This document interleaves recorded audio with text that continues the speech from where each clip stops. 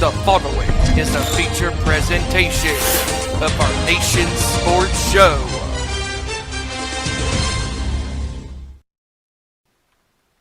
Tonight, on the nation's sports show, we recap all of the action from Week 13 in the NFL. From all of us here on the sports show, we hope that you all had a happy Thanksgiving, surrounded by family and friends.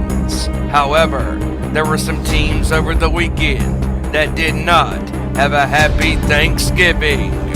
Some of the games we recap tonight include a shocking upset in Philadelphia by Chicago against the world champion Eagles. In Carolina, the Panthers had a stunning upset of their own against one of the hottest teams in the NFL this year, the Los Angeles Rams.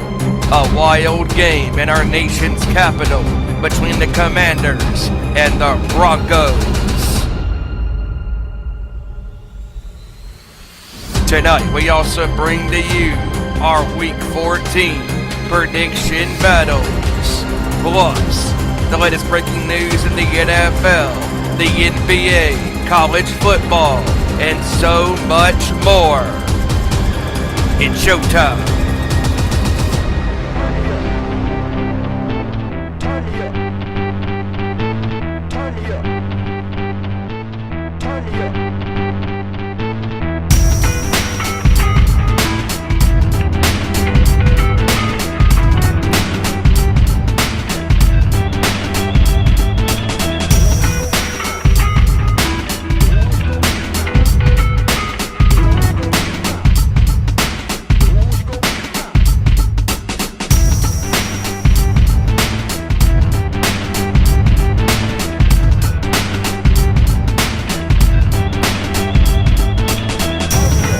Good up to the court, talking all that is sport, breaking down the latest news, scores, and more. Welcome to our Nation Sports Show.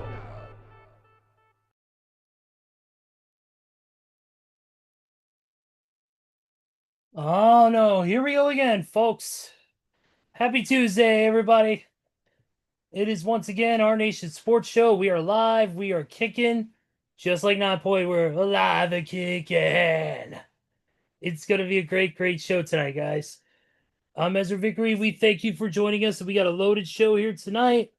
We got, of course, the NFL to cover with our review over last week's games. And, of course, this week's prediction battle, which we will have soon. Hopefully, Joey Thornton will be joining us soon to be involved in this little shindig. We'll get to everybody here in just a few minutes, but we got that to cover. We got some NBA news to cover, of course. Some big fight news to cover from the announcement from this week from UFC President Dana White concerning the first UFC premium live event, shall we say now, on Paramount Plus. So we'll talk all about that and more in just a little bit. But, of course, the ways you can interact with us right now is, of course, at Owen_Sports Show on X, at Facebook, Instagram, YouTube.com. All are at our Nation Sports Show. We are currently live on YouTube, 8 p.m. Actually, wrong, 7 p.m. Eastern, 4 p.m. Pacific Time. YouTube.com most Tuesday nights, sometimes Wednesdays, depending on scheduling. You are here live with us now. If you're in the chat, please leave your predictions, leave your reviews of the games from this past week. It's going to be a fun ride for sure, let me tell you. And we'll kick everything off in just a minute. But first, I got to introduce my heavy metal brother for North Carolina from the great state, North Kakalaki, the only man I know. The only man who's got more rhythm and blues than Honky Tonk Man and Diamond Dallas Page. Ladies and gentlemen, please welcome Big Stevie Wyand. And more rhythm than the majority of the fans in Glendale, Arizona, but I digress. Yeah. You also flow in a better rhythm than the Cardinals do on play action. Yeah, but yeah, that's beside the point. But yeah, we are here, we are live, and man, what a great time to be a sports fan. And what a great time to be a wrestling fan. Just a lot of great stuff happening. And hope everybody had a wonderful Thanksgiving with their family and their friends on Thursday, eating some great food. I know I did. I know you did. Oh, We had quite a bit of good games over the weekend. There was a couple of blowouts here and there, but overall there were some really intriguing good games that were played over the weekend as well. And we're going to get to all of that right now. So let's do this. let's do this. A couple quick non sports news notes. So, first of all, we want to send our prayers and condolences to CM Punk and AJ Lee. Unfortunately, their beloved dog and basically the mascot of CM Punk over the past few years, Larry, has unfortunately passed away. Everybody knows how much Larry meant to Punk and AJ both, especially Punk, who traveled with him to a lot of places, including his first All Out, traveled with him to multiple different WWE events, AEW events. I remember seeing him running down the ramp from my suite up at All Out during 0 hour, running around and they're trying to catch him, and it was hilarious. And he's a cute little dog, and losing a pet is just like losing a human. It's just as heartbreaking and it's just as, unfortunately sad, but we wish the best and send our condolences and our prayers and thoughts to Punk and AJ at this time. Absolutely. And also some good news coming from the world of pro wrestling, and that it was announced today after lots of rumors and negotiations between different parties and all this talk. It's true. On Thursday, January 15th of next year, AMC will cross the line because TNA Impact, actually now Thursday Night Impact, as it will be called, will be on AMC every Thursday from I believe it is 9 a.m. to 11 p.m. Eastern, 8 a.m. to 10 p.m. Central. And now, will it be live every week? That's still right now unknown. As TNA is known for, they usually like to tape several weeks of tapings in 2 days to make a block of tapings for the next couple weeks leading up to their big shows. But the first episode will be live, and it's going to be great. TNA now finally has a home. It is a $30 million TV deal that TNA has struck with AMC. And now they are on a broadcast network that is available on most cable packages, even the most basic ones, and AMC Plus, the streaming service sister kind of to AMC, has over 10 million subscribers. So the reach for them to be able to get some good ratings, especially on Thursday nights where there is no other wrestling besides them, is going to be awesome. And we send our congratulations to everybody involved, from the staff to the front office to all the wrestlers, the referees, the talent, everybody, all the different staff and workers who are involved with the show every time it airs. We thank you guys and congratulations on this brand new venture. And say it truly, TNA is back. This is amazing. I mean, and what's so cool is the fact that this will be airing at the old school Monday Night Raw and TNA Impact time slot of 9 p.m. Eastern, 8 p.m. Central. I mean, it is just, it's a great time to be a wrestling fan.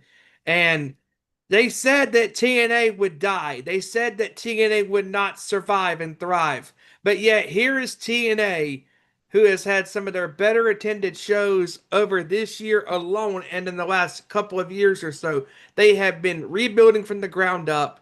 And like the old saying goes, the phoenix rises from the ashes, and TNA has risen from the bottom all the way back to the top where they belong. And to have a third pro wrestling, product on a major cable network, congratulations. I mean, at the end of the day, wrestling fans win because you have not only WWE and AEW on national television, but you have now TNA back in a more national spot they have not been in over 18 years since they were last on Spike TV.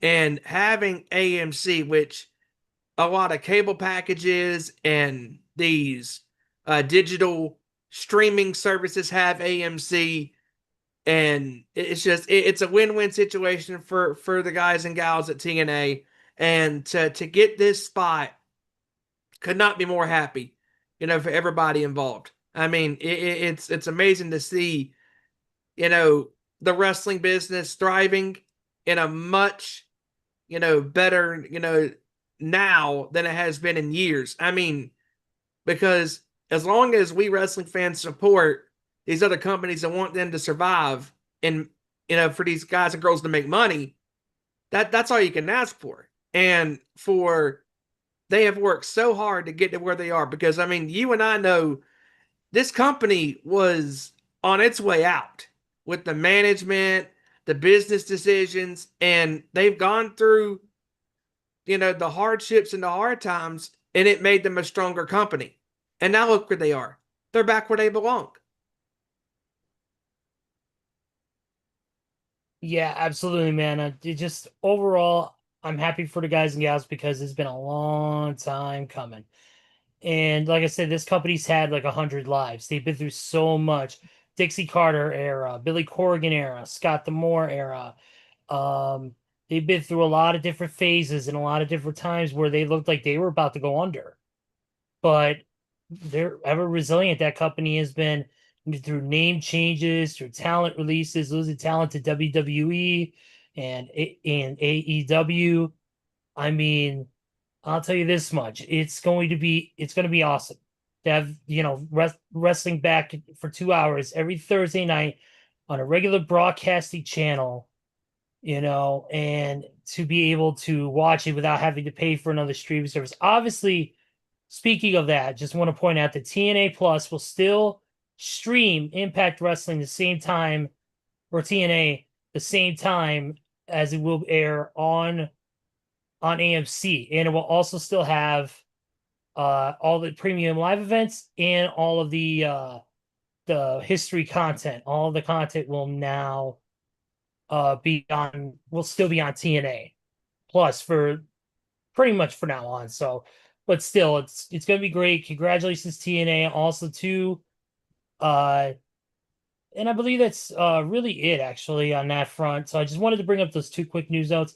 Any other really sad news that we got to report? The Dallas Cowboys are still in playoff contention. Moving on.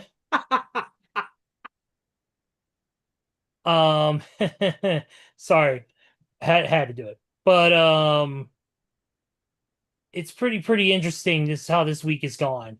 I mean, but speaking of streaming services and combat sports and entertainment, there was a huge announcement that was made. I believe it was on Thanksgiving during the second game of the day, which was Kansas City and Dallas. And that was from UFC President Dana White. And that is that the first event to take place will be January 24th on Paramount Plus. The first event on Paramount Plus that any streaming service that literally any tier on Paramount Plus, you will get it. It will be UFC 324. And two of the main matches on that card sell itself. And that's not, and that is the truth. In UFC 324, when I saw the card announced, I was losing my mind. And right here alone, the first three matches will sell you.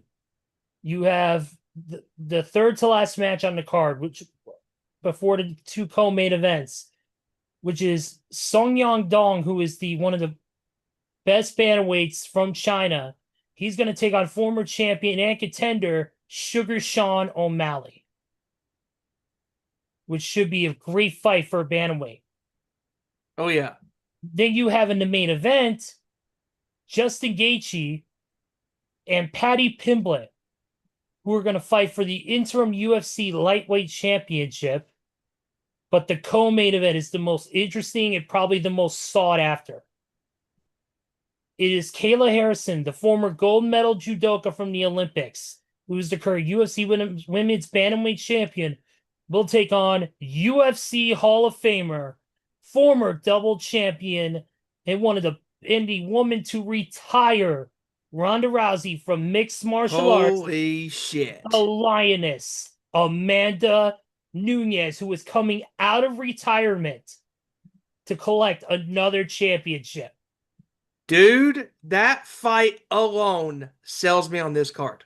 Like, that is going to be a fight of a lifetime. Like, those two women out there are going to go into that octagon and they are going to beat the ever living shit out of one another. I mean, Yeah, the fact that she's coming out of retirement, I mean, she is determined to add another notch to her already Hall of Fame, resume. I mean, she retired as a double champion. She left the sport of MMA as the holder of the bantamweight and I believe the either featherweight or lightweight championship title. She yeah. held both at the same time and in the first woman to ever do so. She like I said, beat Ronda Rousey so bad that she left the sport and went to WWE. She is an absolute true Hall of Fame badass. She's only been retired for about a year and a half, if even that. And she's coming back because of this challenge, facing, an elite level judoka in Kayla Harrison. Like I said, she won a gold in the Olympics for a reason. She is a badass.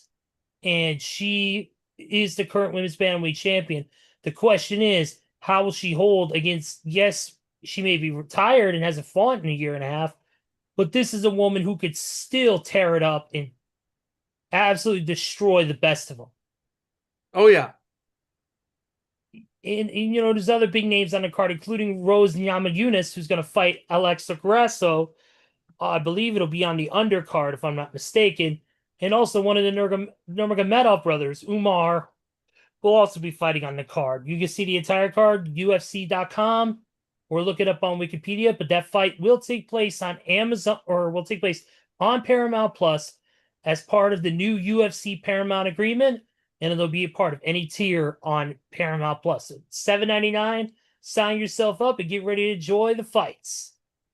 Yeah, I'm so glad that MMA, the UFC is doing this because I mean, now to have all of your fights on a one of the biggest platforms that a lot of people have, I mean, this definitely beats having to spend $80, for their pay-per-views because their pay-per-view card just kept getting more expensive and expensive. And now that it's included with Paramount Plus, like to me, that's worth it. Absolutely. And this is going to be an awesome thing. We can't wait to see it. It's going to be fun. I'm excited. And we'll see what happens. Um, let's see real quick. Let's go to Sham Sharani's Twitter real quick. And we're gonna pull up some NBA news. As many of you know, the NBA is still going on. And it's continuing to heat up. Some teams are continuing to heat up, others not so much. Like my Bulls, who start off as 6-1 and are now 9-11. But I digress. This news broke earlier today, and that is that Zion Williamson of the Pelicans is going to miss extended time with a right adductor injury. He will be reevaluated in 3 weeks.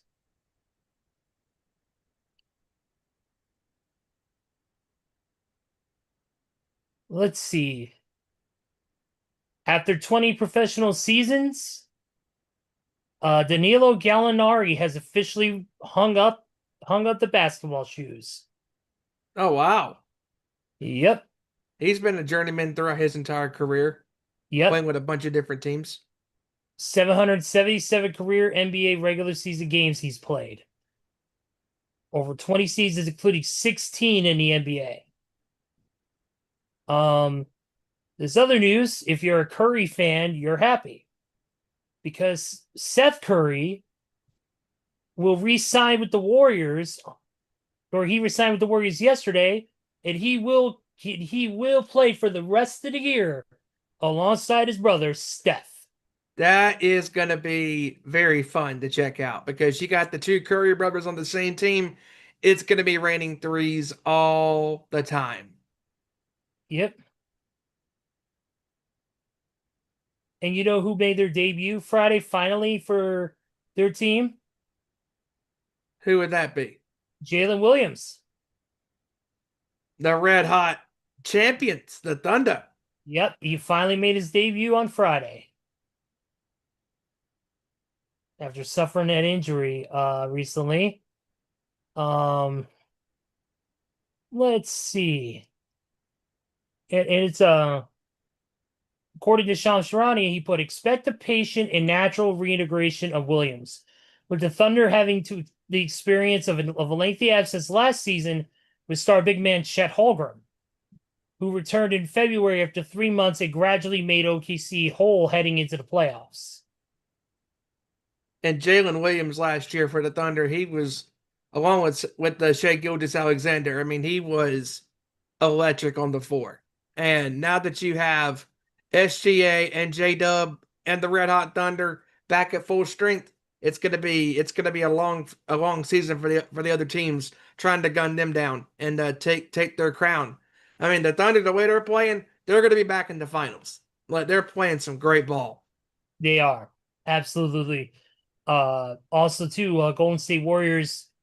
Well, depending on right as of this moment, this was a little over 5 days ago. So, Steph Curry is going to be looked to reevaluated, I believe, this week, if not next week, because he's dealing with a quad contusion that he suffered on Wednesday of last week. He's believed to have avoided any serious issues, and the return will be dependent on how the quad responds to treatment. So he won't miss very much time. And that's let me see real quick on the NBA website, but as far as major news notes, I think that's pretty much all I have. Let me check the website real quick. Yeah, that's pretty much big on news notes going on right now, though.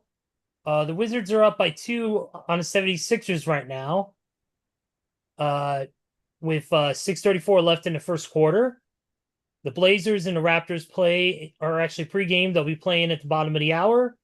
Top of the hour will be the Knicks and the Celtics in a classic Eastern Conference battle. T-Wolves and the Pelicans will play at the top of the hour as well. Grizz and Spurs, another one. And then later tonight, we got the Thunder and the Warriors. Mm-hmm. That should be a hell of a matchup. 20-1 right now, the Thunder's record is. 20-1 with the Warriors 11-10. So we'll see how this night goes. And probably no Steph Curry tonight because of that quad contusion. So we'll see what happens from here on out. But that's pretty much all the NBA news I've got. I don't think there's been any major MLB news today. Let me see here. Toronto Blue Jays have agreed to a 3-year, $30 million deal with wet old traveled right-hander Cody Ponce. Let's see. Toronto also, this move comes on the heels of Toronto signing Dylan Cease to a 7-year, $210 million contract. Wow. And Dylan Cease was a big deal. I forget for who. I think the Cubs had to face him. He was a pain in our ass. Yeah. Let's see. Anything else that's off the top of the deal we can talk about? Nope. And that's pretty much it on MLB. So, let's go straight into the NFL, man. We got a lot to talk about. Yes, we do. Oh, yeah, I don't have to give you the Cody question. So what do you want to talk about? We know what we got to talk about. And let's just go ahead and get to the games that happened this past weekend. And I mean, obviously, we're going to start off with Thanksgiving. And not only was Thanksgiving a great time to spend with family, eat good food, stuff yourself to the point of oblivion. But it was a slate of games. 3 games we had on that night that were really, really fun to watch. None of these games were boring at all. it was the perfect, shall we say, the perfect dessert after you've had that great Thanksgiving meal. Screw the pumpkin pie, screw the chocolate pie, screw the whatever it is, green bean casserole, whatever it is. You know what you have? You have great NFL action. And boy, we got it, man. Starting off with the Packers defeating the Lions 31-24. Slowly seeing the collapse of the Detroit Lions at its most vulnerable right now. Yeah, the Lions are very vulnerable right now. I mean, this team has been on this journey for the last couple of years that culminated 2 years ago in the NFC Championship game with the Niners, and then last year going 15-2, top seed in the NFC. They lose to the Commanders and in the divisional round in a stunning upset. And then this year, 7-5 right now, Detroit is, and they are in a world of trouble. I mean, they still have a shot to make it to the playoffs because they're in the mix, but they're in a crump of teams that have a shot, like the Cowboys and the Buccaneers and the Panthers and all these different teams that are fighting for playoff spots. The Niners are also in the mix. I mean, there's a lot of teams, and that are in the mix, right now. In Detroit right now, their defense, let's call it like it is. I mean, their defense has not been that great. They rely on their offense. And the Lions right now are, I mean, don't get me wrong, they got a great roster. But man, they cannot rely on their defense constantly on their offense to constantly win them games. Because the defense eventually has to make plays. I mean, don't get me wrong, they got Aiden Hutchinson, they got, Brian Branch, two great players. They got a lot of injuries. They got a lot of holes in their front seven right now. If Terry and Arnold, I believe his name is, also Yep, currently out right now. yep. I mean, don't get me wrong. Hutchinson's great. Branch is great, but these two guys cannot do it all by themselves. I mean, Jordan Love, he played, in my opinion, his best game of the season this past Thursday. 4 touchdowns, including 2 of them on fourth down. And another thing I think that hurts the Lions too is the tight end situation. Obviously, Sam Laporta is going to be out for the rest of the season after having that back procedure done to relieve damage and discomfort that was on his lower back. So now the tight end position are pretty thin, and it doesn't help. You have to bring somebody up who's probably not been that battle tested like Laporta has to come out there and face an elite defense like Green Bay has had. I mean, it is what the reasons why they're 8-3. So Yeah. I mean, and again, like, can Detroit make it? Yeah, maybe. But they're in a better spot than most. they're in a better spot than most, but man, they got to get back on the winning track because this is not the same team that was last year when they were dominating. This is not the same team that went on that run 2 years ago. I mean, you can't rely on Goff and Gibbs and Montgomery, to bail you out, and Jameson Williams. I mean, they have all these great offensive weapons, but at some point the defense has to make plays, and they got a tough test this week against the Cowboys. I mean, the Cowboys right now are one of the best scoring teams in the National Football League. And a lot of these teams, if you get hot at the right time and you can make it into the tournament, nobody wants to face you. And Detroit right now, I mean, again, they have a shot. But as far as winning a division title, that is, to me, that is out of the question. They are done with that. It's Chicago or Green Bay that's winning the NFC North. Detroit, their only hope of getting in is a wild card. And if they're going to get in, unfortunately, it's going to be the last wild card spot. Because look at the teams right now that are ahead of them. You got Seattle at 9-3. You got, or 9-4. You got the Rams at 9-3. You got San Francisco, 9-4. I mean, you have teams, those are some of the better teams off the top of my head, that are right there in the mix of things. You got to think too. Look at what San Fran has been dealing with, and we're going to talk about this in a little bit when we get to that game. Mm-hmm. But look at how injury riddled this team is on both sides of the ball, and especially defensively. They come in there and they kicked ass.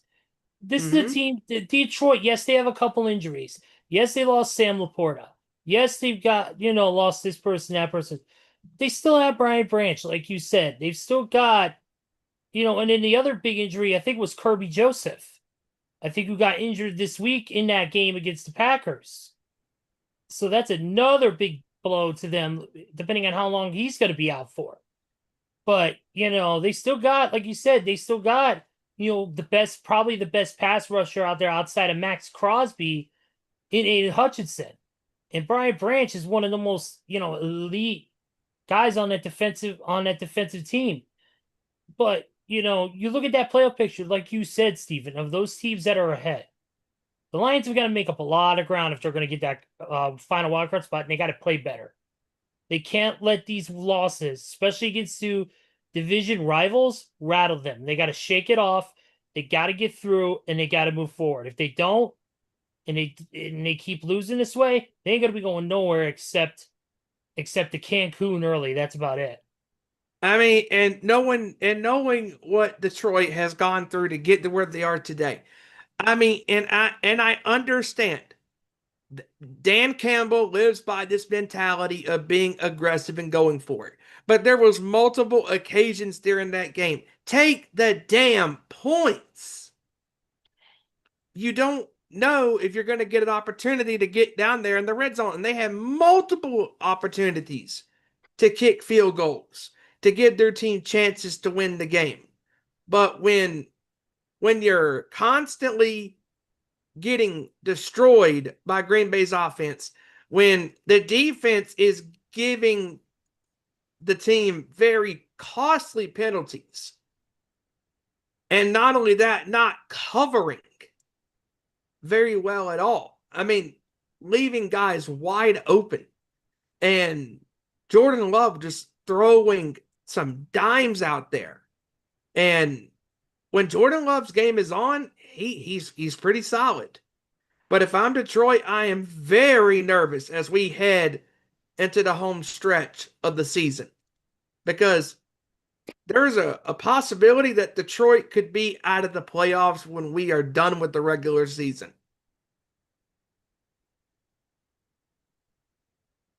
Yeah, absolutely, man. And then moving on from that, we move on to probably what was one of the biggest shocks of the week, and that is the Dallas Cowboys squeaking out a win over the Kansas City Chiefs. And let me tell you this, Steven. Kansas City, they had an opportunity here to not only defeat a division conference, rival. Yeah. They had the opportunity to put themselves in a better spot in the playoff position. Mm-hmm. They couldn't get it done against the Dallas team whose defense we know is complete and utter trash.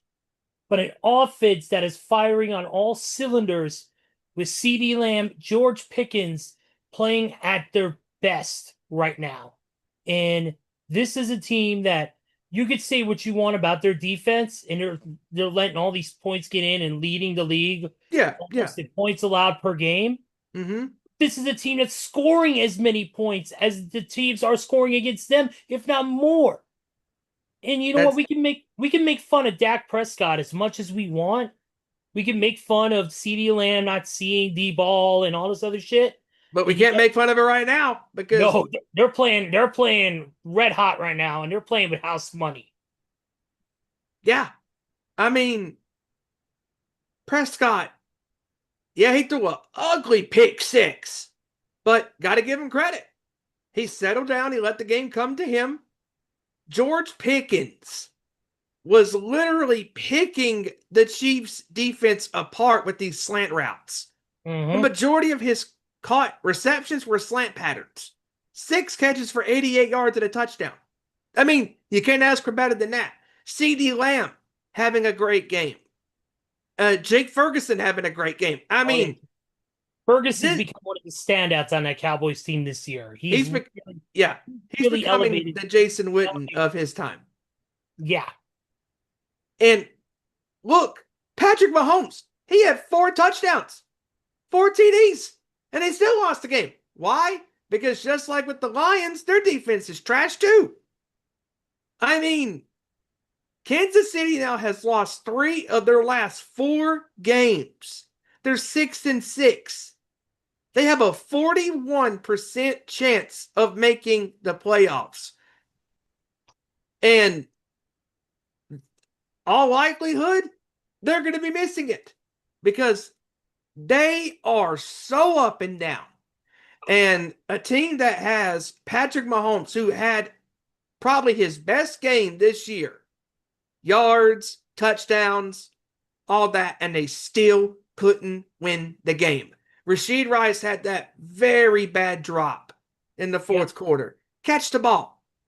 You are one of Mahomes' number one targets. Catch the ball. It's simple as that. And the one thing that is killing Kansas City now is they do not have a running game. And again, we talked about it a little last week, but Philadelphia exposed their running game in the Super Bowl. And this year alone, Pacheco, Kareem Hunt, they have not had a great year. Let's give Pacheco credit because he just came back from injury. True.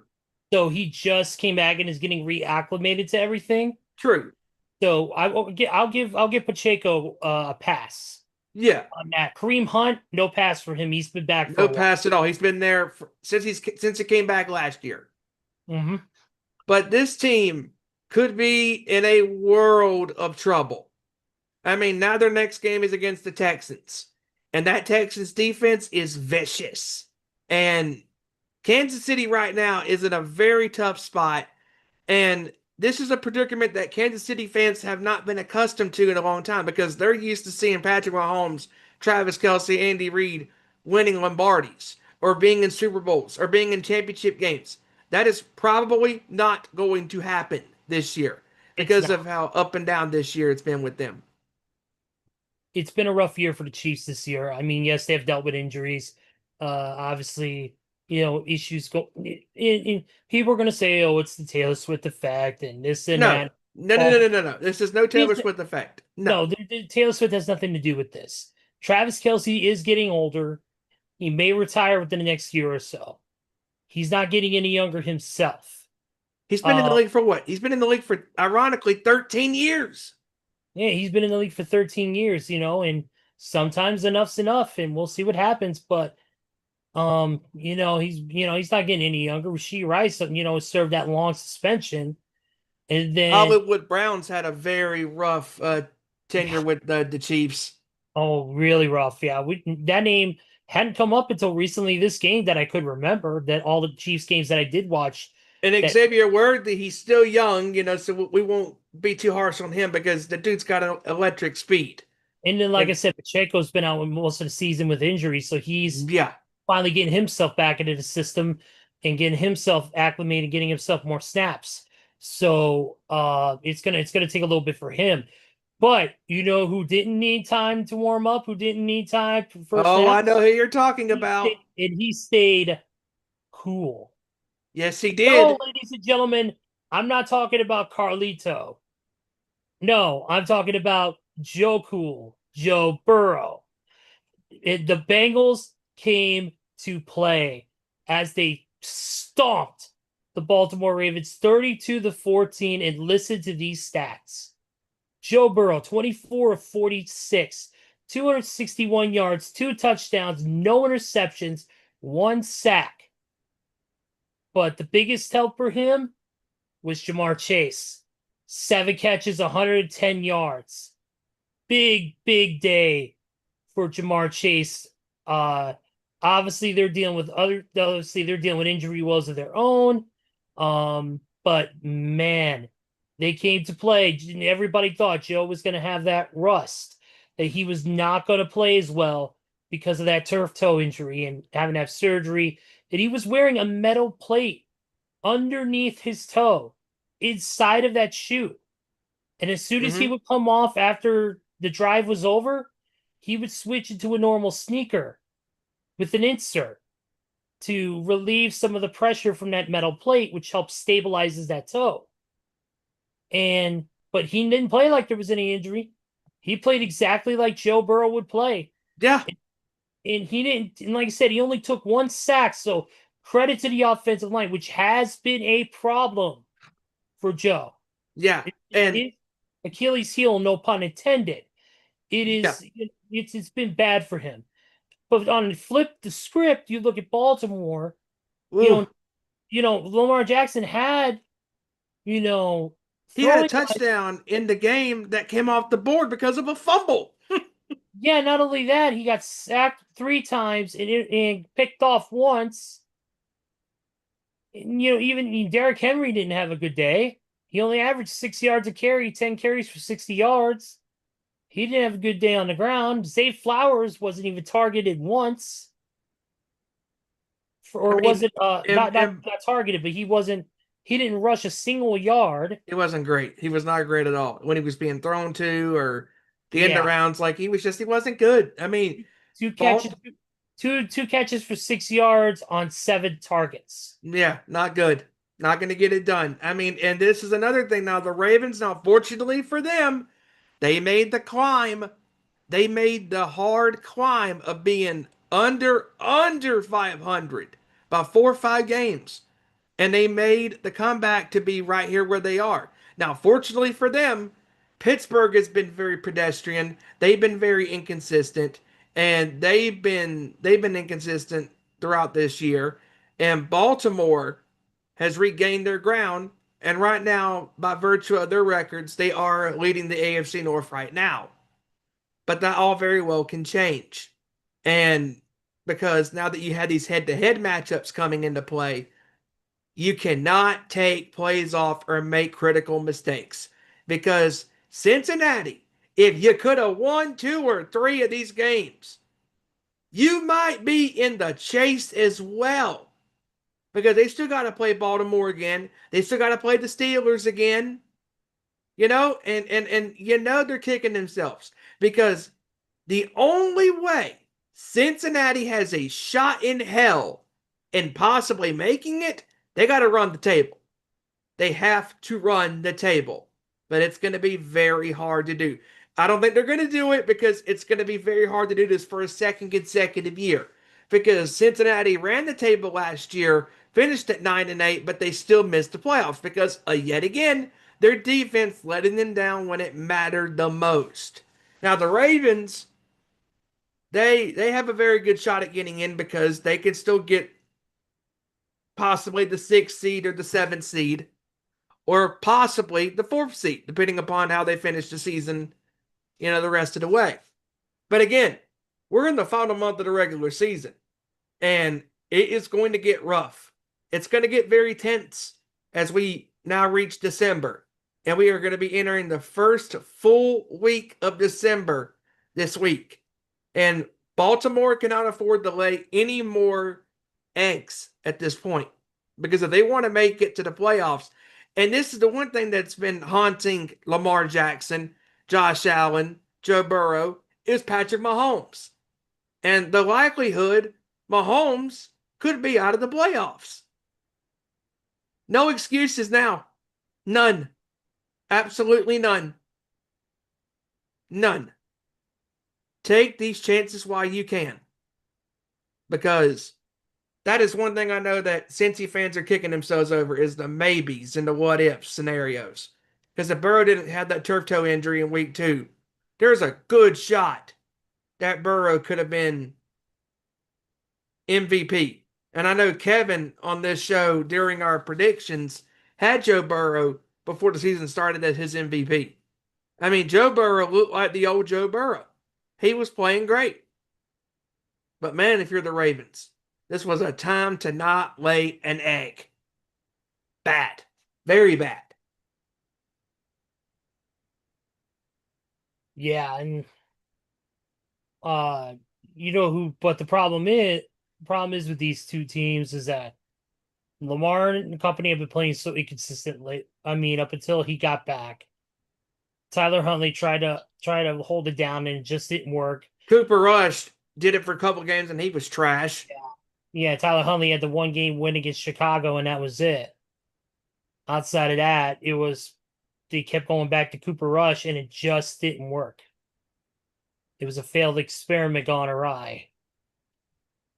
And he couldn't even run over an inter squad scrimmage. But No. you know who ran over somebody? Oh, and did That I was do? and that is the Bears running over the Eagles 24-15 in an absolute shocker of a game. 200. Listen to this total. This is the total I have for this game. Right here. Between alone Kyle Monangai and DeAndre Swift, 255 rushing yards. 130 from Monangai, 125 for DeAndre Swift. And if you add the rushing yards from DJ Moore and Caleb Williams, 281 yards on the ground. Unreal. On 47 total carries. And then you had Cole Kmet, who had a great game, 3 catches, 36 yards, including a touchdown as well to complement everything. Colson Loveland got a few targets. Luther Burden, Zacchaeus, everybody, Roma Dunze, everybody. It was all a team effort. And then, of course, we got to talk about the biggest thing.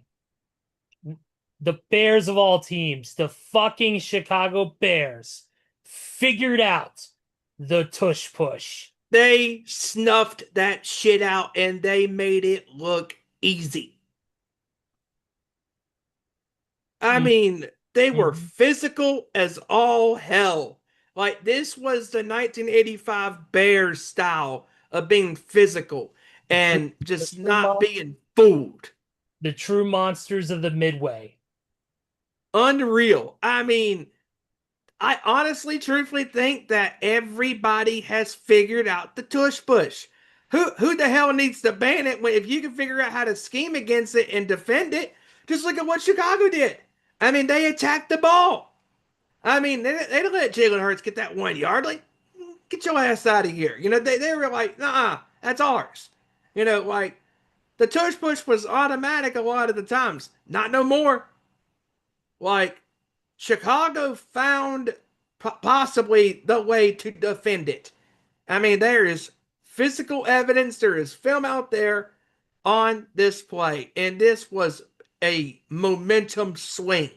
I mean, it looked like Philly was about to take the lead, and man, what a turn of events. I mean, to have, this happen, and then Chicago takes the lead again. And then they crushed Philly's spirits with a deep touchdown pass by Caleb Williams, which was a beautiful thrown ball. Beautiful thrown ball. And just incredible. Incredible that Chicago, a team that was not a good team last year with Matt Eberflus as their head coach. Ben Johnson left the Detroit Lions to go to Chicago. And now, no matter what, he is leading Chicago to their best record overall since 2018. I mean, and again, like I texted you as on Friday, during this shocker of all shockers during week 13, I said to you nothing will top it, and nothing did. I mean, because this is the defending world champions. This is the team that obliterated the dynasty of the Kansas City Chiefs, crumbled that dynasty to the ground. Chicago went into Lincoln Financial Field and absolutely laid a masterpiece on Philadelphia. I mean, if you are not a Bears fan, how could you still not be happy for what Ben Johnson and his staff have orchestrated this year? I mean, this is incredible stuff. I mean, because clearly Judging by these speeches during these post game videos that are being posted when they win these games, these players will run through a brick wall for this guy. I mean, incredible. And to me, one of the other great things is not only the coaching of Ben Johnson, but we got to give credit to another guy, and that is Dennis Allen on the defense. Mm-hmm. And he is a defensive wizard. He's got these guys playing their best ball defensively, and that is with all of the injuries too, to guys like TJ Edwards and Noah Sewell and other players have been on IR, Tyreek Stevenson, and finally getting back this week to what was the biggest help, and that is Jalen Johnson and Kyler Gordon. Getting those two back was a huge plus for this defense. And speaking of defense, Pat McAfee did the NFL League Leaders today on his show. And through week 13, he started off with the top interception leaders. And 3 of those names are Chicago Bears. You have Tremaine Edmonds with 4, Nashawn Wright, the man who stripped the ball out of the hands of Jalen Hurts in the tush push, at 5, and Kevin Byard with 6 interceptions this year alone, including a pick on Friday. Absolutely incredible. I mean, again, this team was a laughing stock for years with their coaching hirings. Not this one. Ben Johnson alone has resurrected the Chicago Bears. The Chicago Bears right now are in the upper echelon of the elites. The Bears right now lead the league in turnovers, and it's not even close. Not even close. 26 turnovers this year alone. 26 turnovers. The only other team even remotely close is the Steelers with 20. And know most of those are from TJ Watt. Yeah. What's great about this Bears defense is it is a who's who. It is a team. There's no star player on this defense. It is a collection of players that are together as one cohesive unit. That offense, they have so many weapons. I mean, it is just incredible, to see how this team is learning and growing with one another. Led by, again, Ben Johnson. This guy is amazing. He is intense as all hell. He believes in his team. He is passionate about his team. He is passionate about his job and where he's at today. And if he does not win the Coach of the Year, something is wrong. And to me, what makes me better is he loves the city that he's in. Mm-hmm. Yes, he was in Detroit for he was in Detroit for many years under Dan Campbell. But man, he loves the city of Chicago, and they love him. How do we know? During the pregame speech, he said they said that the city needs to be fed, and that they need to be fed. And how did they do that? He took his shirt off, he flexed with his teammates, shouted from the top of his lungs, and did that impressive speech. As I say every week, good, better, best. Never let it rest till our good gets better and our better gets best. And the reason why he took his shirt off was because of a deal with the legendary Chicago hot dog joint known as the Wiener Circle. And speaking of wieners, Joey has arrived. What's up, dude? Okay, first off, fuck you for that comment, Ezra. See, ladies and gentlemen, this is how I know to get people started. I am the premier instigator of this show. Thank you very much. I'll be here all week. Tip your waitress, try the veal. Yeah, and you're also a grade A dumbass. Oh, tell me something I don't know. What's up, dude? What's up, man? What's going on, gentlemen? Glad to Just be here tonight. talking a little football. We were just we're just going over the games from the week. We went over the 3 games on Thanksgiving already. Do you have any thoughts on those real quick before we continue on with what we're talking about? I do, but first off, I was watching the first little bit on the show when I was on a little break here at work, Hmm. and I just want to make sure that I heard something correctly. Yes. Did I hear correctly that it's going to be Kayla Harrison against Amanda Nunez at UFC 324? Yes, you did. Yes. Yep. It's gonna be the first event on Paramount Plus as part of UFC's new agreement. Anybody on any tier, it doesn't matter if it's a $7.99 added tier or the highest tier with no ads, you will get that fight as part of your streaming package.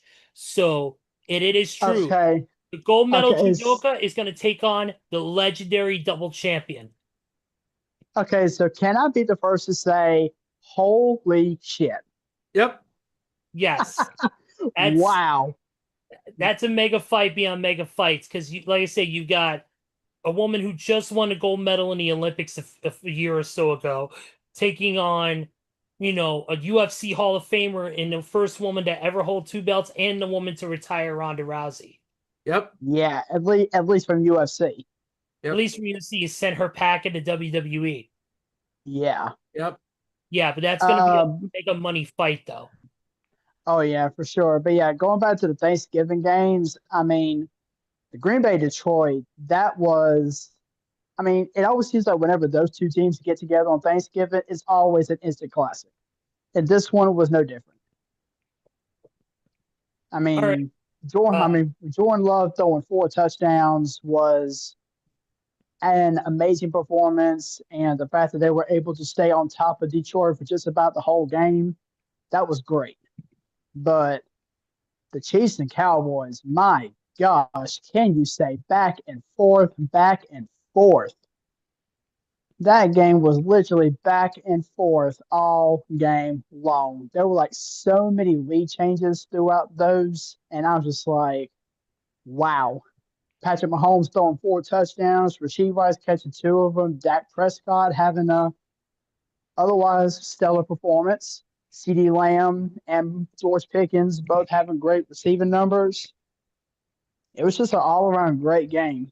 So can't believe I'm actually saying this, but kudos to the Cowboys for playing such a great game for a change. And as far as the Bengals and the Ravens, I mean, the return of Joe Shiesty himself, and almost looks like the Bengals haven't lost a beat. Exactly, my man. And I mentioned earlier at the top of the show, we were talking a few things. Um, I know you don't watch it as much, but we mentioned about non sports related. We talked about the deal between TNA and AMC. Oh That yes, I did. I did happen to catch that, and let me just say that is a power breakthrough for TNA. I that's a mean, the fact. I mean, Joey, that's a $30 million TV agreement. wow. Yep. And it's going to be on the old Monday Night Raw times on Thursday nights from 9 to 11 p.m. Holy cow! I mean, And that is a major breakthrough for TNA. not only that, they're going to be available in millions of homes because AMC is on most basic cable packages, and AMC Plus has over 10 million subscribers. Wow! Yeah, AMC Plus is over 10 million subscribers. So Wow! and yeah, so and yeah, and like YouTube TV has it, Philo has it. Most streaming services have AMC as their one of their channels in our lineup. So it's going to be a big deal. Including Visibility and reach. including yes, including my Hulu Live TV. It has AMC. Yeah. So yeah, it's going to be awesome to have them there. We're actually just in the middle of the discussion of the Chicago Bears' big shocking win over the Philadelphia Eagles from Black Friday. We were just talking about, of course, the combined 200 plus yards between Kyle Monangai, DeAndre Swift, Ben Johnson's leadership, the of course the big story to us, which is the Bears figuring out the tush push situation. Well, let me just say regarding the Bears and Eagles. Oh, wait a minute. I'm getting major take alert. Major take alert. Hear me out. Despite the score being the way that it was, no matter what fans around the world, especially Eagles fans, may say, to me, this was not an upset. This was not an upset. Chicago has dominated for just about the majority of for a good chunk of this season. And for them to go in there to Lincoln and absolutely make the Eagles look sick, especially on the run defense, this to me was not an upset. The Bears deserved this win, and they knew they had to go out and get this win. So, yeah, to me, this was not an upset. Chicago dominated this Interesting. game from they dominated this game from the get-go, and they deserved this win. Mm. Yeah, to me, I feel like this was, like you said, a defining moment for Chicago. It was the moment to prove that the Bears are elite and that they belong in the upper echelon. Currently, right now, we have the number one seed. Right now, we're currently number one in the NFC North.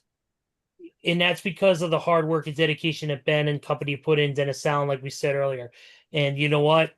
It can only continue from here. We're going to get into this week's picks in just a few minutes as soon as we go through a quick shot through the rest of the schedule, because obviously we're running a little bit low on time because we're at top of the hour now. But it's been insane. It's been insane these past couple weeks for Chicago, and it's only going to get better from here. But let's go ahead and let's get into the next game on for this past week, and that was the game that gave the Bears the number one seed, and that was the Panthers beating the Rams 31-28. Matthew Wow. Stafford, 3 turnovers, including a 48-yard pick six. I'm telling you, these Panthers, I mean, yes, Stafford did make some great throws out there, but Bryce Young, once again, had another impressive game. But if I'm Bryce Young and if I'm this Carolina Panthers front office, coaches, what have you, any part of this organization, the one thing that needs to be on everyone's mind right now, especially when you're on that football field, is consistency. Bryce Young needs to stay consistent. I mean, yes, the Panthers do have a winning record right now, and that's great.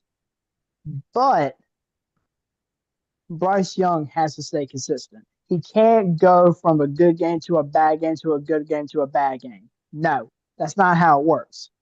I mean, yeah, you may not throw 400 yards and 3 touchdowns every single week, but as long as you get, let's just say, 250 and 1 touchdown, I mean, that's good enough to stay consistent. But Bryce Young just has not shown that this season. And if Carolina wants to get into the playoffs in any sort of capacity, then Bryce Young needs to up his consistency level. I agree 100% on everything you said, dude. They got to stay consistent if they're going to make any chance of a playoff run. And that's the one thing we got to watch out for. And Um, also so that Steven can actually celebrate for once. ah,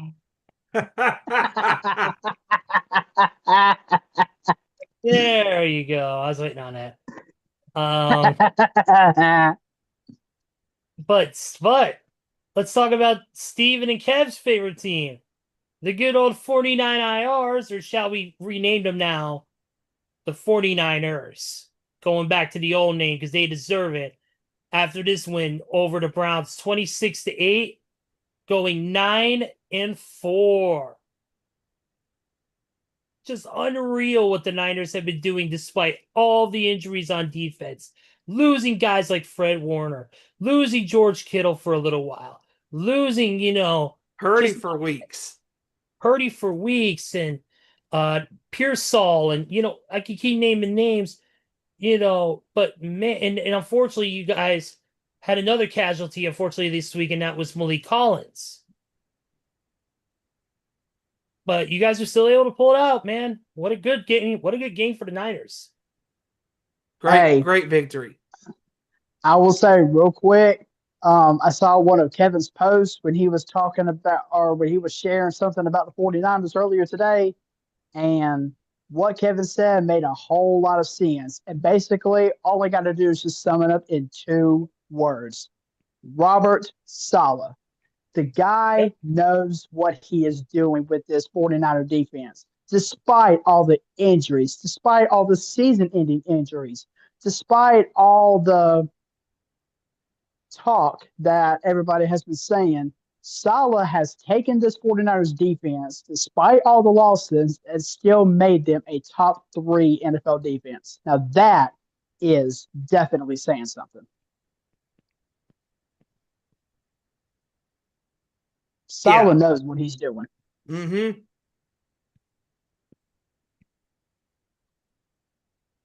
Christian McCaffrey having another great game, another great season with the Niners. I mean, when he's going, nobody's going to stop him. Absolutely not.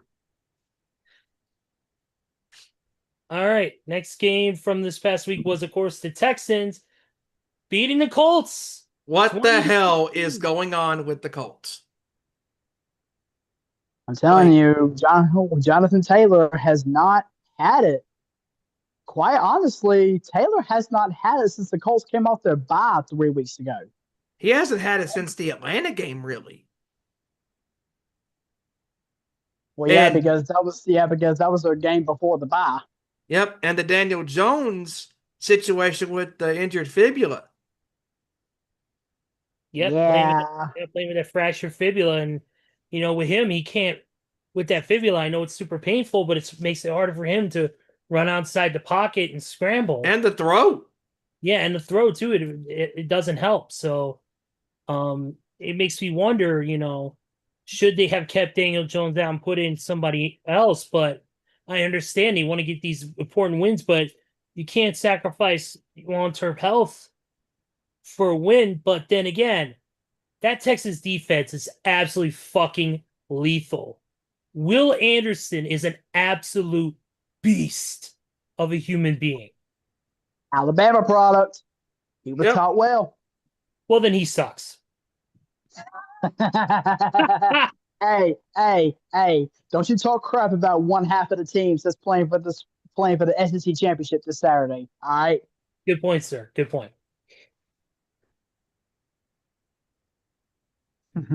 Let's see. Any other thoughts before we move on? No, I'm good for that one. Steven? Texas defense, real quick. It's just incredible way they played. Their defense is still, it's crazy good. Yeah, I agree 100%, dude. The Finns beating the Saints 21-17, and believe it or not, the Dolphins are 5-7 now. Crazy. Yeah, Mr. High School football coach. I guess can win a game every once in a while. Blind squirrel finds a nut. Yeah, that's true. Broken clock is right twice a day. Yeah, and Geno Smith could throw a touchdown every once in a while. Oh no, that's right. Ooh. And a pick. Yeah. I think he's done more picking than Peter Piper picked peppers. Wait, you said Geno Smith, right? Uh-huh. Well, the only reason he's throwing touchdowns is because he has Brock Bowers. Yeah. Exactly. Including that ridiculous touchdown that he caught. Yeah.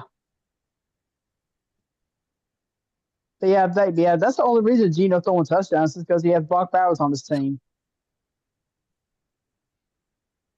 Yeah, pretty much.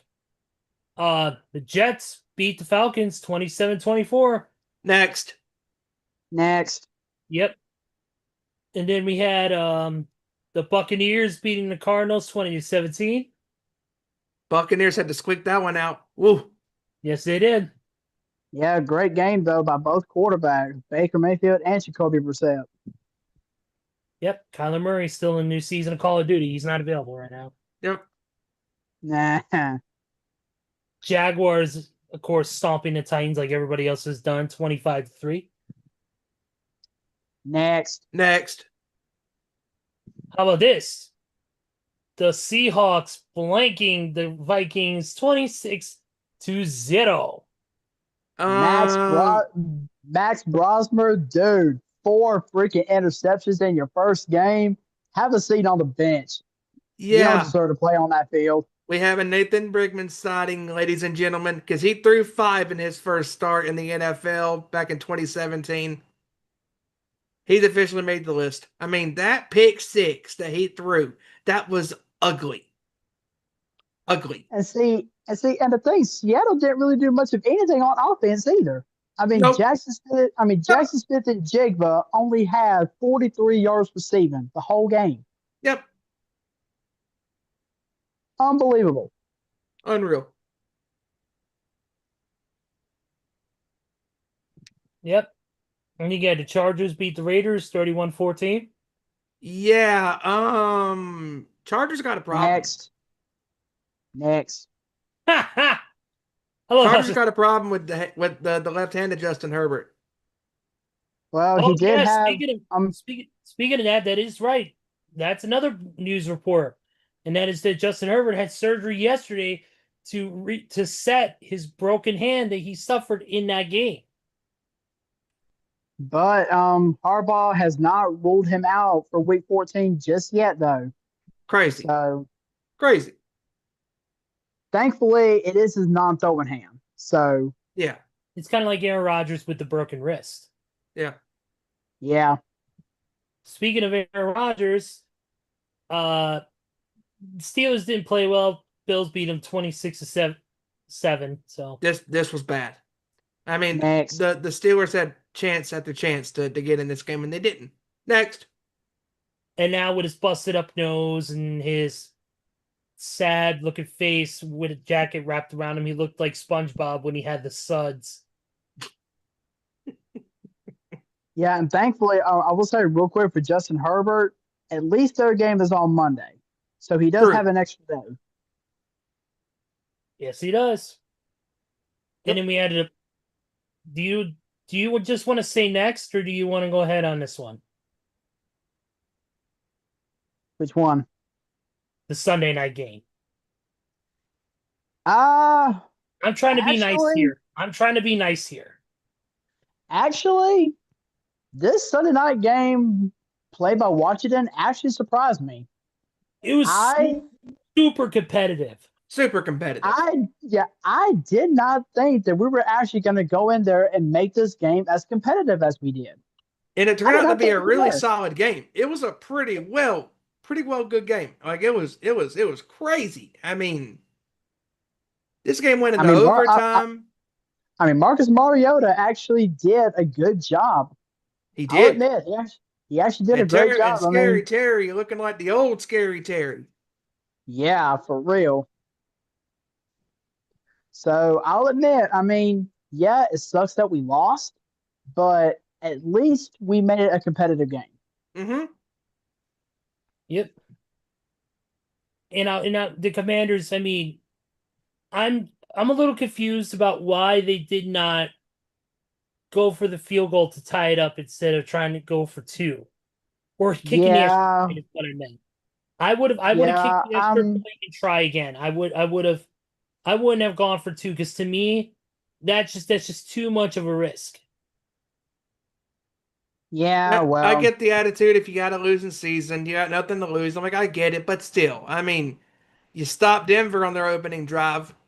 Or no, you didn't. Denver scored on their drive, and if you would have tied the game. You never know what they scored the first time. You never know.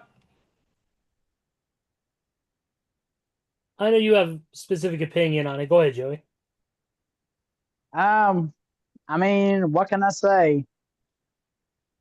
I mean, I get the fact that the game was in overtime, and I get the fact that Dan Quinn was wanting to go for the win. But at this point of the season, a tie would have looked better than a loss. Yeah, I would have at least kicked the extra point, tied it up, try to stop the Broncos, and then if you could, they try to go for the win. And if not, best, like you said, best case scenario, it gets a tie. Neither you don't win, you don't lose.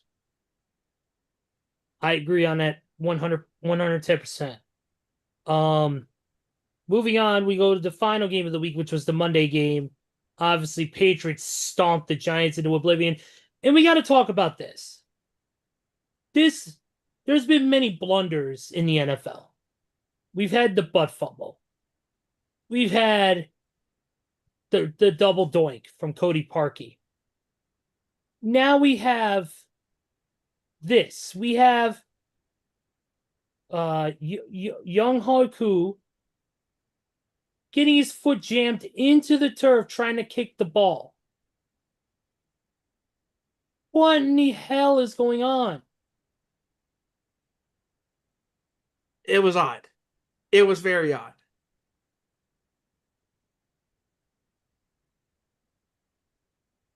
They find the most entertaining ways to lose.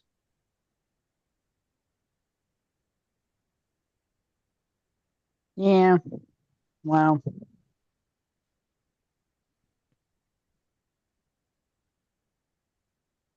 Well, that I mean, was New England. What more can I say with New England? I mean, they are playing really good ball. I mean, Drake May is had a really good season, and New England 11-2.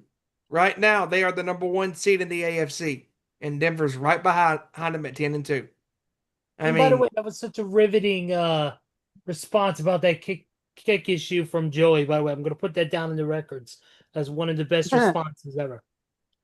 I mean, there's not really much I can say.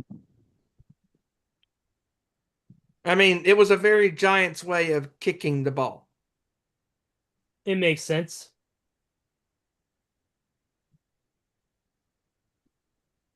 All right. Well, then, with that settled, let's move on to what we do best, and that is the prediction battle. And Joey, do you have your responses on you, or do you need to give us that at a later date? I can go ahead and give the response. I do not have the numbers in front of me, Okay. but I do know who at least won and who finished where. Okay, I can work with that. That works for me. Yeah. Just let us know our place is up for this week. So, with that being said, to start off, we all sucked. Yeah. Thanks to those first three games.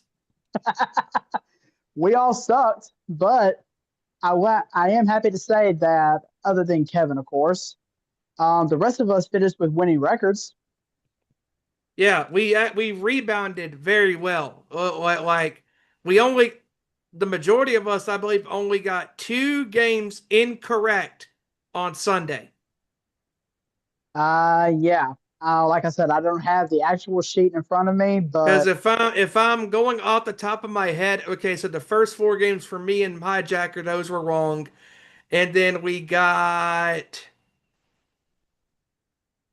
every game except the. I know I got every game except the Falcons and Jets and the Panthers and Rams incorrect. Every other game correct. See, that's the yes. problem. That's the problem with you guys. You guys can remember that shit. Once I give the picks, and then I get into the wrestling conversation, I automatically forget them. They leave my brain quicker than Antonio Brown left the building that one day. Oh shit. But I will say, Now on all of the placements for last week. Hijacker's run at the top is officially over, at least for this Wow. week. At least for this week. Hijacker finished fourth this week. Interesting. In front of Kevin. But he only finished one game behind our three winners, which were the three of us. We all tied for first this week. It makes sense that the three people were actually on this fucking show. Just kidding. We love you, Kevin. We love you, Hijacker, and we know you guys are busy. But Yeah, but yeah, all three of us finished tied for first last week. awesome. That's great. Now let's see if the trend continues. Hopefully upwards for Kevin, but we'll see where his picks land. And we're gonna start it off. Yes, What's I up? do have Kevin's scores real fast, Ezra. If you'll take Hijacker scores. Oh, I got that. No problem at all. I have no problem doing that. So let's move on to the first game. And it We is got a a good Thursday one. night. What's up? We got a good one. Yes, we Yes, do. And it is the Cowboys and the Lions on Woo! Thursday Night Football. All right, so I'm going to go and get things started off with Kevin's score. He's got the Detroit Kitties over the Dallas Cowboys, 19-15. Cow ass. Dow ass.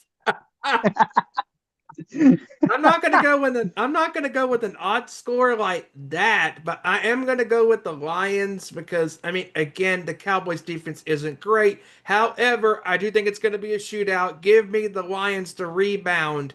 Give me the Lions in a game-winning touchdown drive, 34-30. Okay. Give me the, you know what? Give me the Cowboys in this one because I think their firepower. Wow, you're going with the Cowboys. No. Actually, I'm just kidding. I'm going with the Lions. Fuck you think I'd No, sir. No. I'm gonna go with the Detroit in this one. 30-26. Okay. Hijacker has it.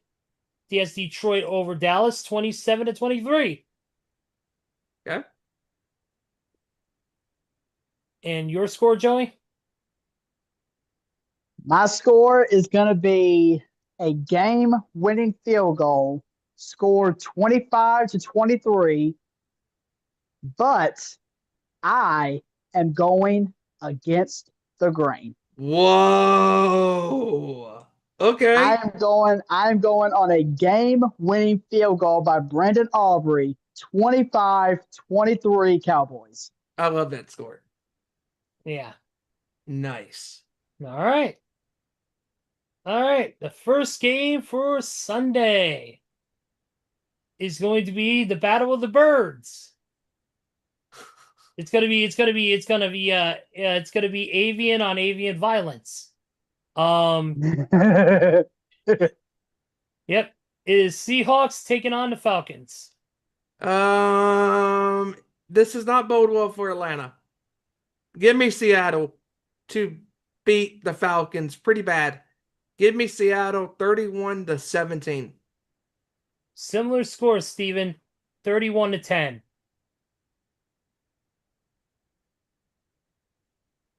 All right. Kevin is going to Sea Chickens over the Falcons, 28-3. Ah! He had to pick that score.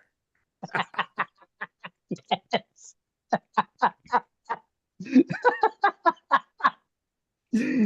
Thank you for that, Kevin.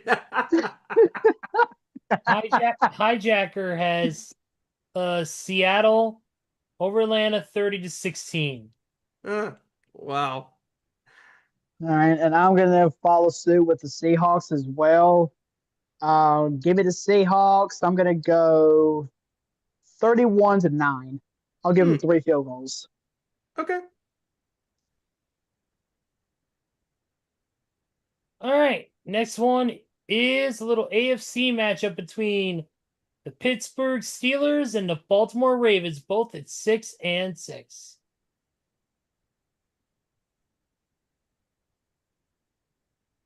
All This is the right, big one. I'm gonna get things started off with Kevin's score. He's actually picking the Steelers in this one.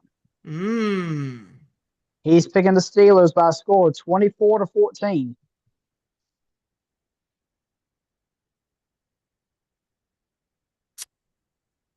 Interesting.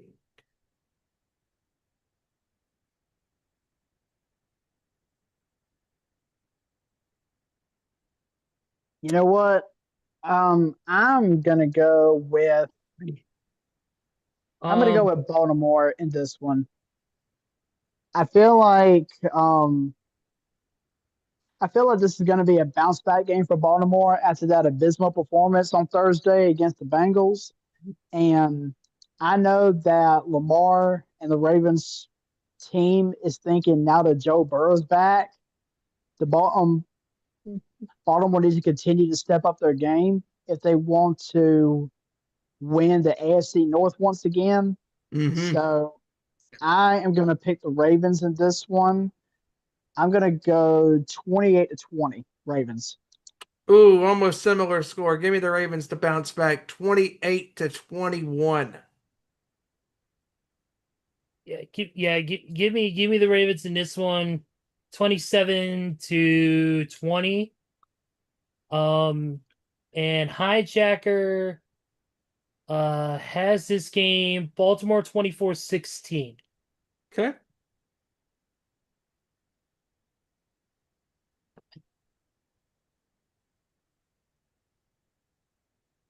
All right. Up next, we got who? The next one we got, guys, is a oh Lord have mercy. Don't you say it. America's game Don't of the you? Ah, Damn it, Ezra. Titans and the Browns. Damn it, Ezra. You know what? Come on. You know I got to do this at least a couple times a freaking year at least. It's tradition. It's like opening gifts on Christmas. Yeah, it's tradition. It's like the Titans suck ass. Give me the Browns. This tradition is like Christmas, but only you get socks instead of a new PlayStation 5. Ouch. Give me the Browns 24-3. Give me the dude. No. Give me the Browns. 17-16. Whoa. Okay. Okay. With a little side note. Shador Sanders is going to be the most talented member of his family since Dion.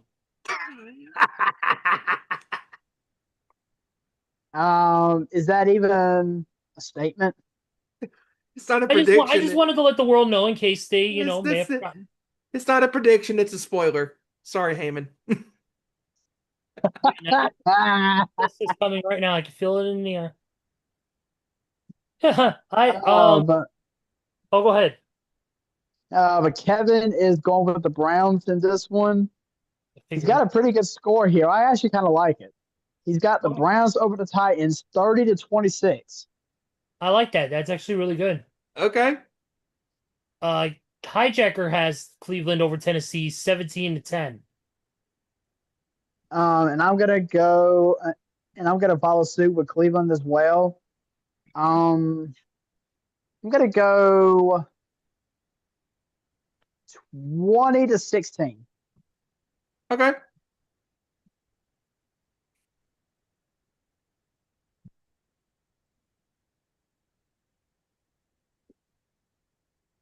Oh yeah, and this is also the last week of buys with the Niners, the Giants, the Panthers, and the Patriots. Yes, absolutely. And also, by the way, Steven, I have some good news for you. What? Concerning NXT tonight. Yes. No Booker T. Yay! It is Corey Graves and Vic Joseph. Why can this not be permanent, damn it?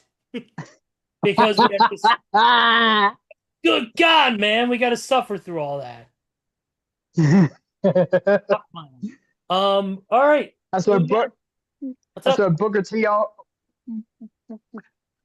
T doing WWE commentary is like Chris Collinsworth doing NFL commentary. Oh dear God.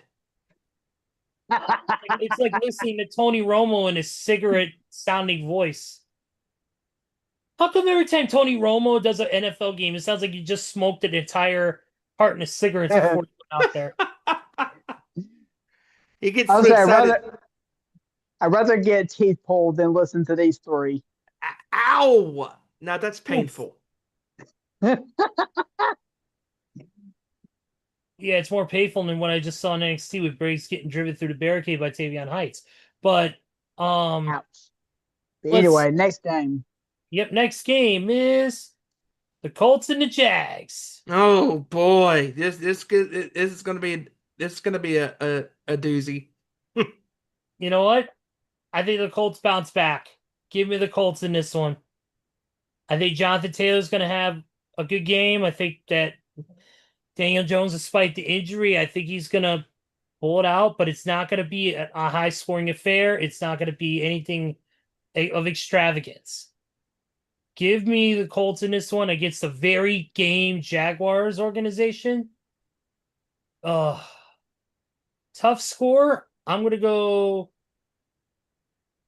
28-24. Mm. All right. Kevin has the Colts over the Jaguars in this one, 23-21. Okay. I Okay. respect that.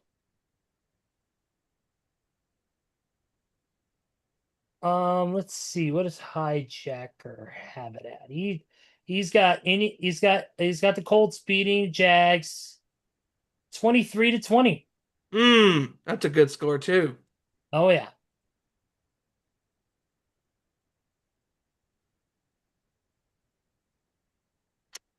You know Yeah. what? Oh, go ahead.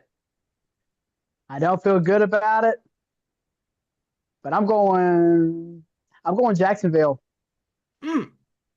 I don't feel good about it, but I'm going Jacksonville. I feel like the Colts are still going to struggle a little bit. And I feel like this loss is finally going to be the Colts' wake up call.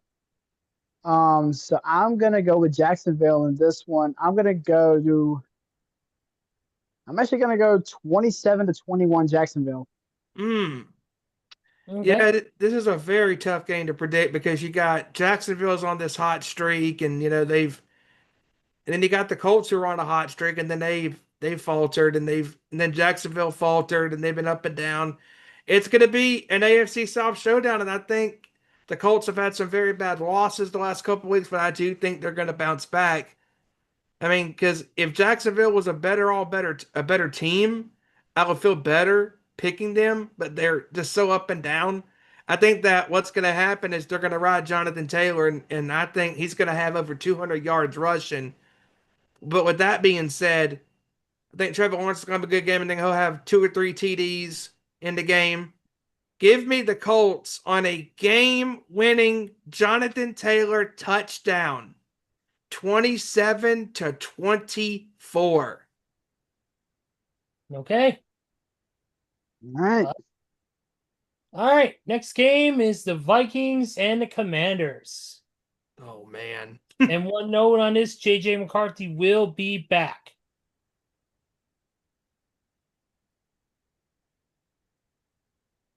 Yeah, and also, um, pending a medical clearance from the doctor, Jaden Daniels should also be back. Hmm.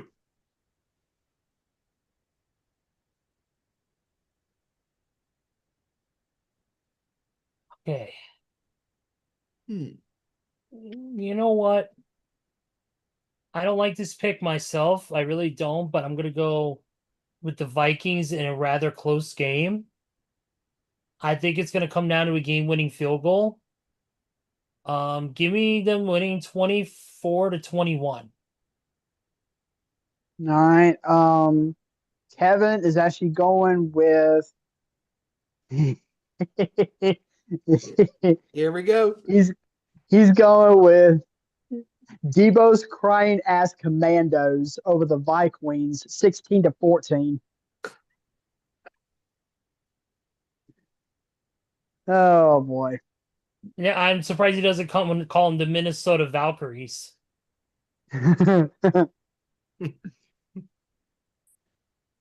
Oh, Let's see. Minnesota. I'm trying to look here real quick at Hijackers list. He has Minnesota winning over Washington 17-14.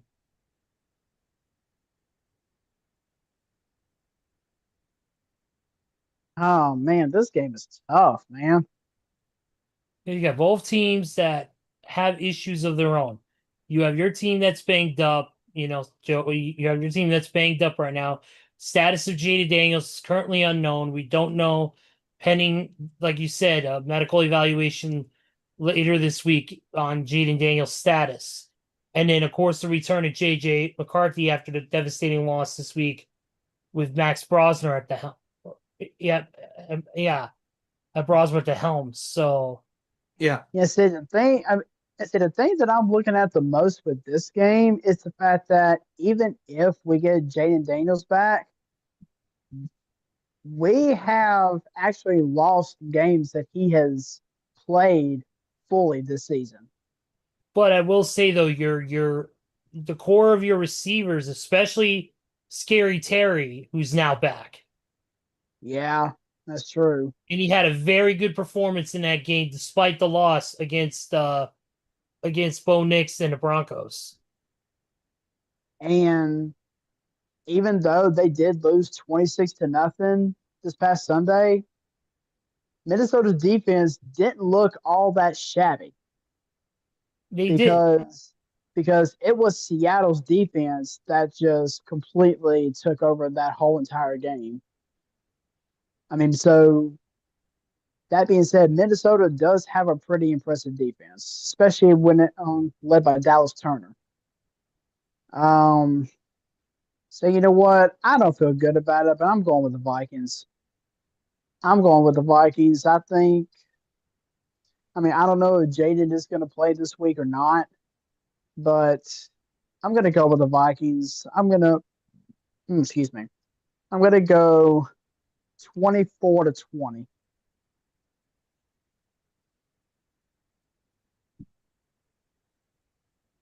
Yeah, I don't feel good about it myself because again, these two teams are very up and down. But give me the Vikings. I mean, considering what they have I think a way better team than the Commanders do right now. Not by much. But give me the Vikings to squeak one out finally, 27-24.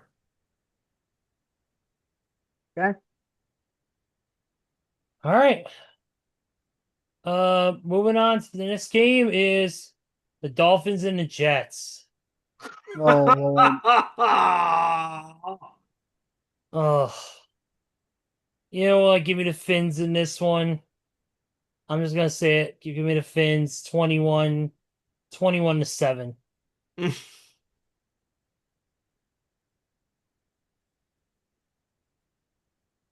And then um Hijacker has the Jets. Hijacker's got the Jets. Mm. 13-9.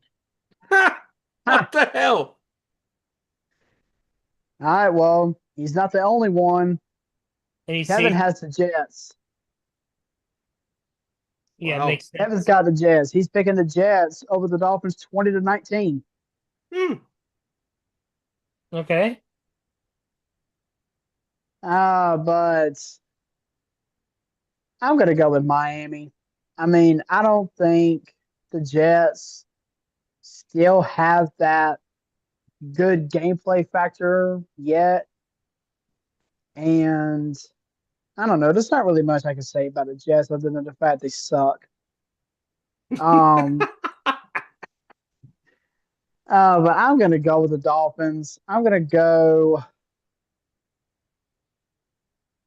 You know what? I'm feeling odd on this one. Give me the Dolphins 15-12. Yeah, Give me the Dolphins. I think they have, again, a much better ceiling somewhat than the Jets because the Jets are just complete ass. Give me the Dolphins to squeak one out in a very weird game. Give me the Dolphins 19-17. Yeah, the Jets are complete ASSES asses.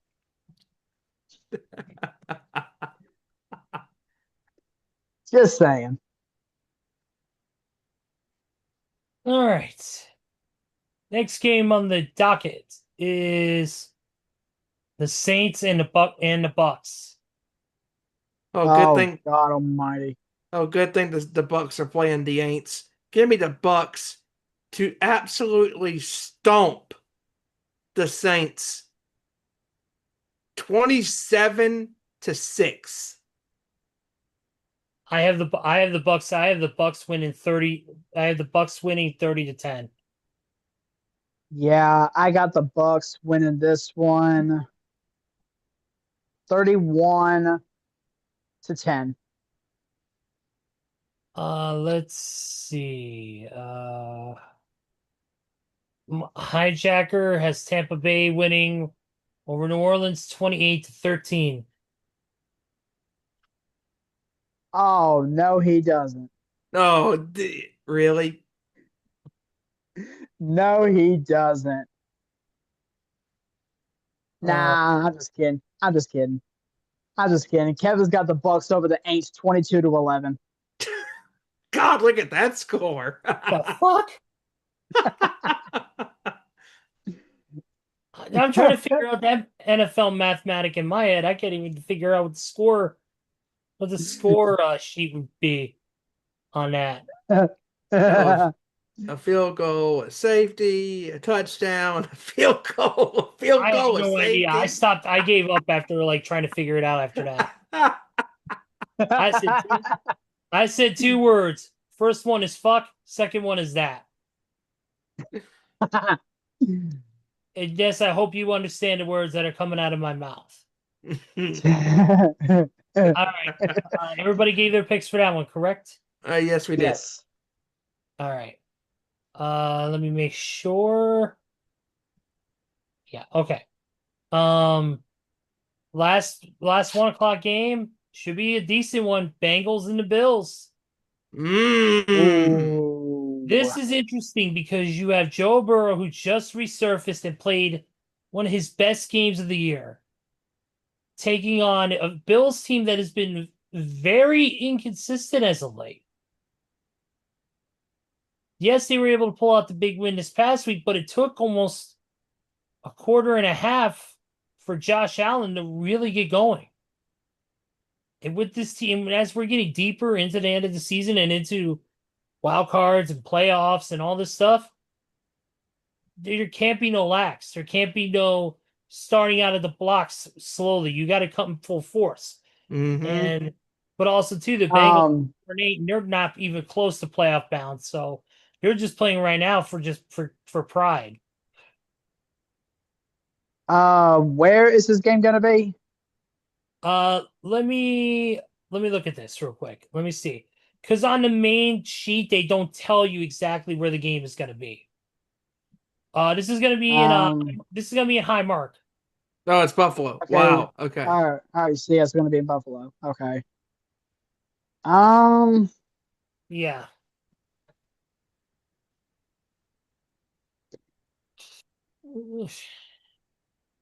I don't like it because I know there's no. inconsistency. I'm gonna go with the Bills. Oh, and considering I'm just looking at the weather, Saturday Yeah. there's going to be snow. I think the Bills are gonna play best in that. And I think that this is gonna be a good game regardless. I think it's gonna be a high. But again, but you never know with these games because these weathered games because like there could be lingering snow, still on the ground. So you Yeah. never know. I don't know. I'm gonna go with the Bills in this one. I'm not comfortable with it because I think the way Joe Burrow surprised everybody against a healthy Baltimore team. But I'm gonna go with the Bills in this one. 31 31-28. Hmm. All right. Kevin is actually going with the Bengals in this one. He's going with the Bengals 35-30. Wow.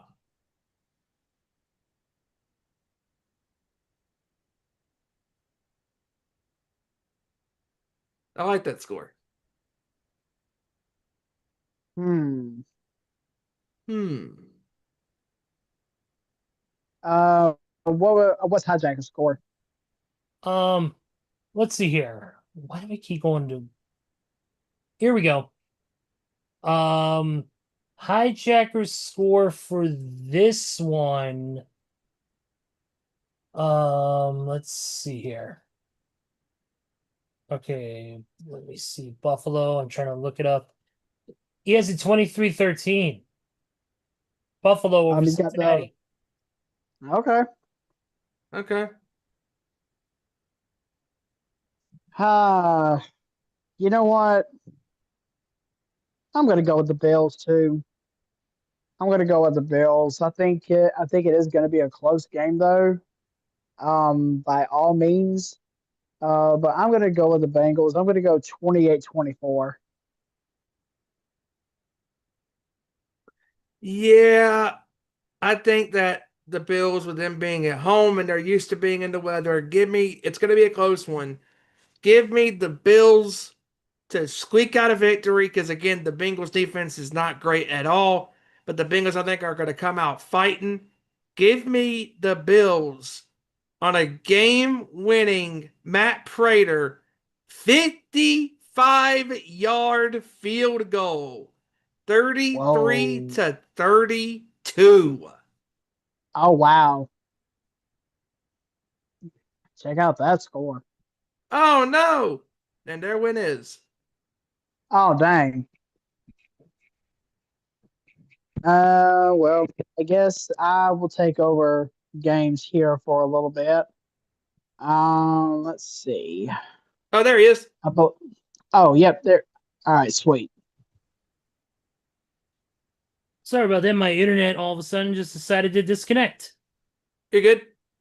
All right. Um. Okay. Everybody gave their scores, correct? Yep. Yep. Yep. All right. So we're moving on now to the first 4 o'clock game of the day, and that is the Broncos and the Raiders. Easily give me the Broncos 30 to 3. Thir- uh, you know what? 34-0. Shut out. Whoa. Nice.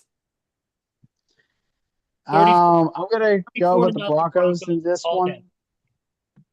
I'm gonna Okay. go with the Broncos on this one. I'm gonna go 30-14, but that's because I hope Brock Bowers gets a couple more touchdowns. Because I got Brock Bowers in fantasy.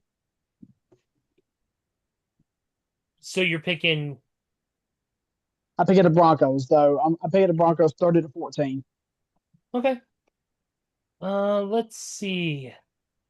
Hijacker has Denver over Las Vegas right now, 35-14. Yep. All right. And Kevin has the Donkeys over the Losers, 34-20. Wow.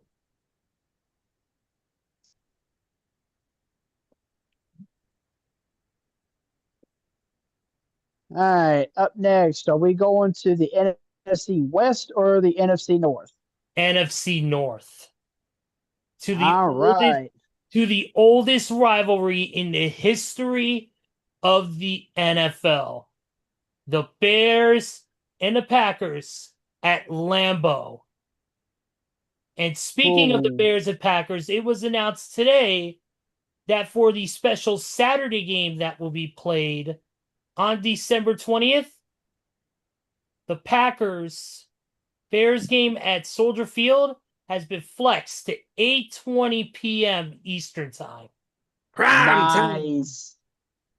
Prime time. Yep.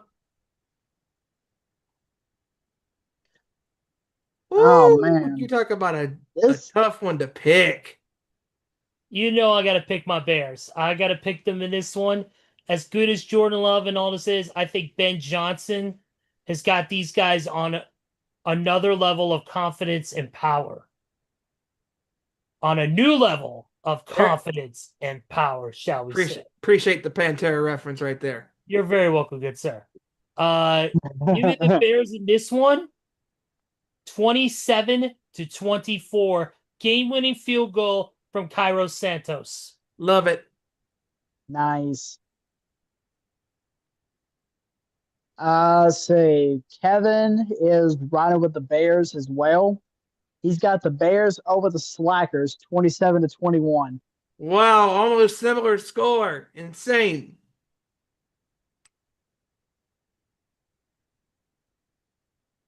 You know what? If they could beat the Eagles in Lincoln, they're going to beat the Packers in Lambeau. Give me the Bears. Wow. Give me the Bears, 30-24. Hijacker has Chicago 21-20 over Green Bay. Oh. It's a tough one.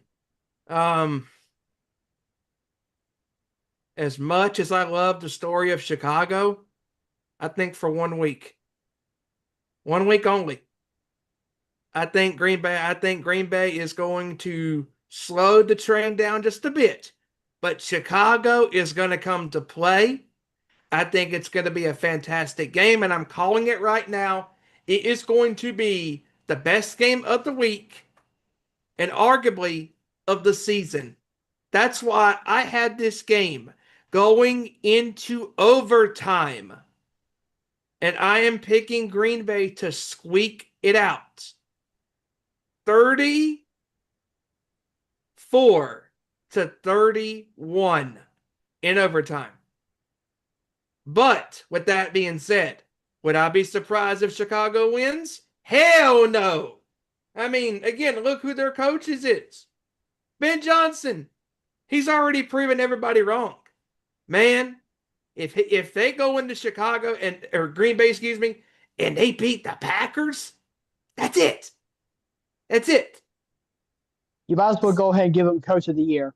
Yeah, exactly. Exactly.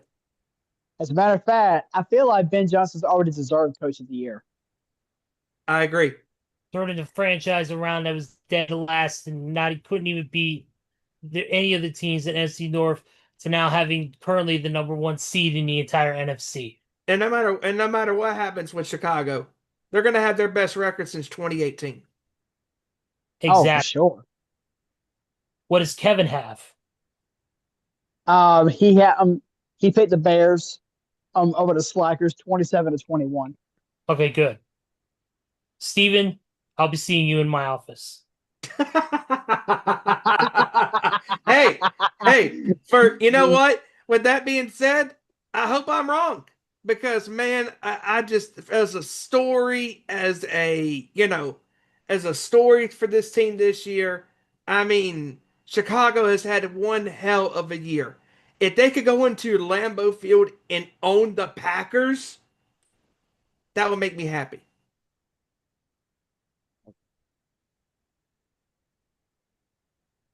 Oh, it would make me the happiest man in the fucking world. I know that.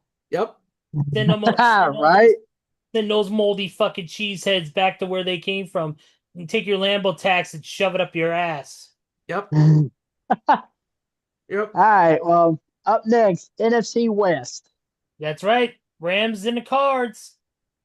Yeah, I think this is where the Rams bounce back and they get back on the winning tracks. Give me the Rams to beat the Cardinals in a close game. It's a divisional game. Give me the Rams to squeak one out, 28-24. I'm gonna go 30-27. Rams. Okay. I'm gonna go with the Rams as well. I'm gonna go 29-25. Wow. Because I got to give Jacoby Brissett a lot of credit, man. Despite these losses, he's come to play. He's really showcased who he is, not just as a backup, but as a starter. He's a guy that doesn't get a lot. He got a lot of flack for his years in Dallas, and and all the inconsistencies. But even with the losses he's had, he's proven that he is a commodity. And if you need somebody to back you up, man, there's a guy like him who eventually, if the timing is right, the man possibly could get it done. It just depends on the talent and who they're facing. Mm-hmm. All right. Well, Kevin has the Rams outright in this one. He's got the Rams 31-14. Yeah, a hijacker has the Rams 28-10.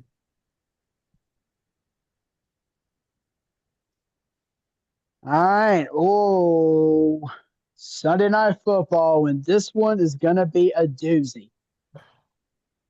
Yes, it is the Texans and the Chiefs. Damn.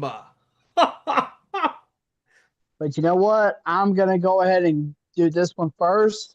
Yep. This game is in Arrowhead.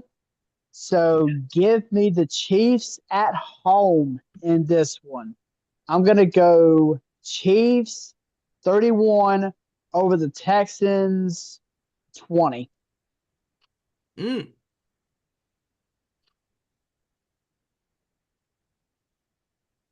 Yeah, give me the Chiefs in this one. It's going to be a highly competitive game. Give me this one 25-22. Damn. Okay. Going with the score the Bears won by a few weeks ago. Give me the Chiefs at home to squeak one out against this very great Texans defense. Give me the Chiefs 27-23. I predict Will Anderson will have at least one interception in this game. Mm. Or I'll make it a little bit more broad. I predict him to have one fumble or one interception this week. And then let's see. Did we get everybody? What about Kevin? Did Kevin give his? Kevin, he has this game going into overtime. But he has the Texans in this one over the Chiefs 20-17.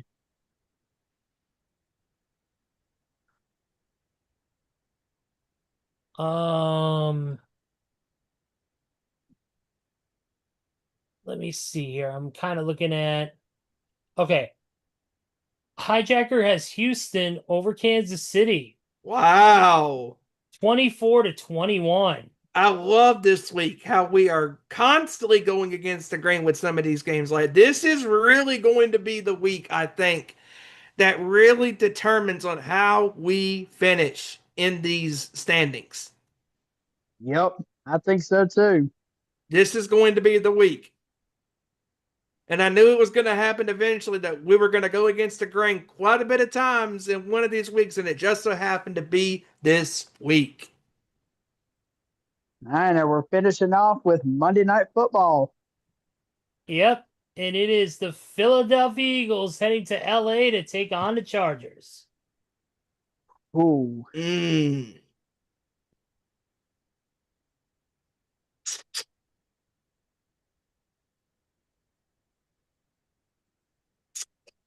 You know what? I'm gonna go in and get things started off with Kevin's score. He's got the Eagles in this one over the Chargers, 21-19. Mm. Okay.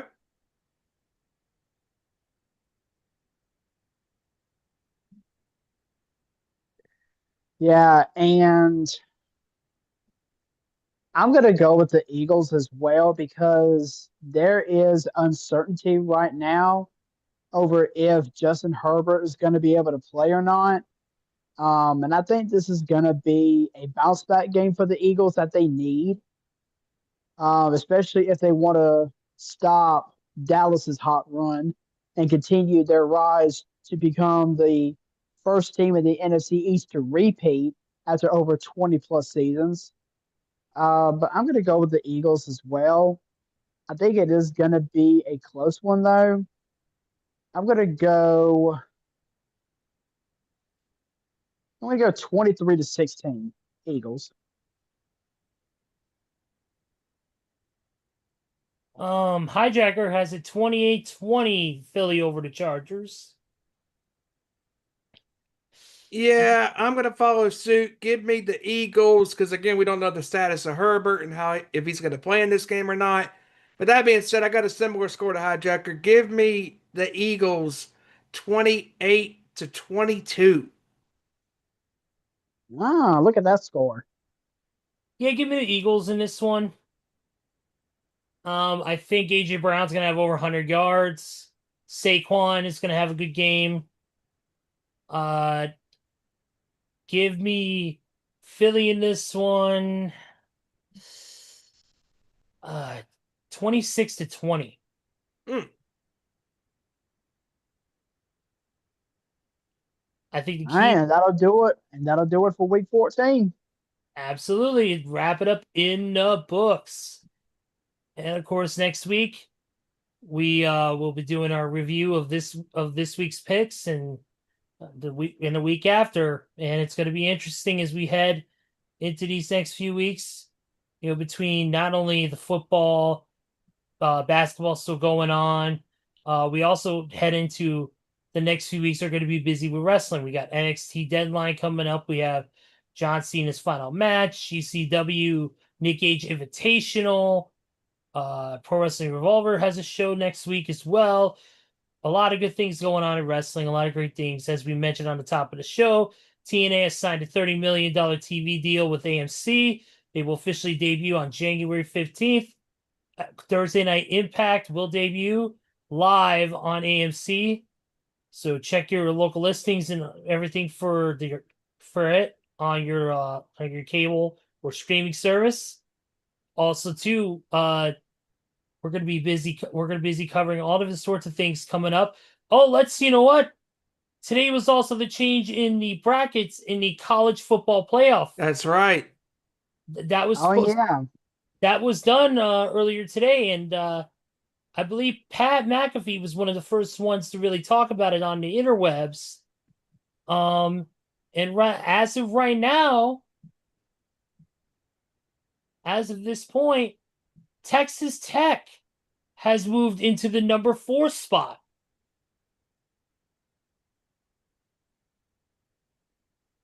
Yeah, because Georgia moved up to number 3 and Oregon moved up to number 5. Yep. Oh Yep. wow, they actually flip flopped Alabama and Notre Dame. Wow. Yes, they did. Yeah, they Yep. dropped Texas A&M down to 7th after their loss to Texas. Oklahoma is 8.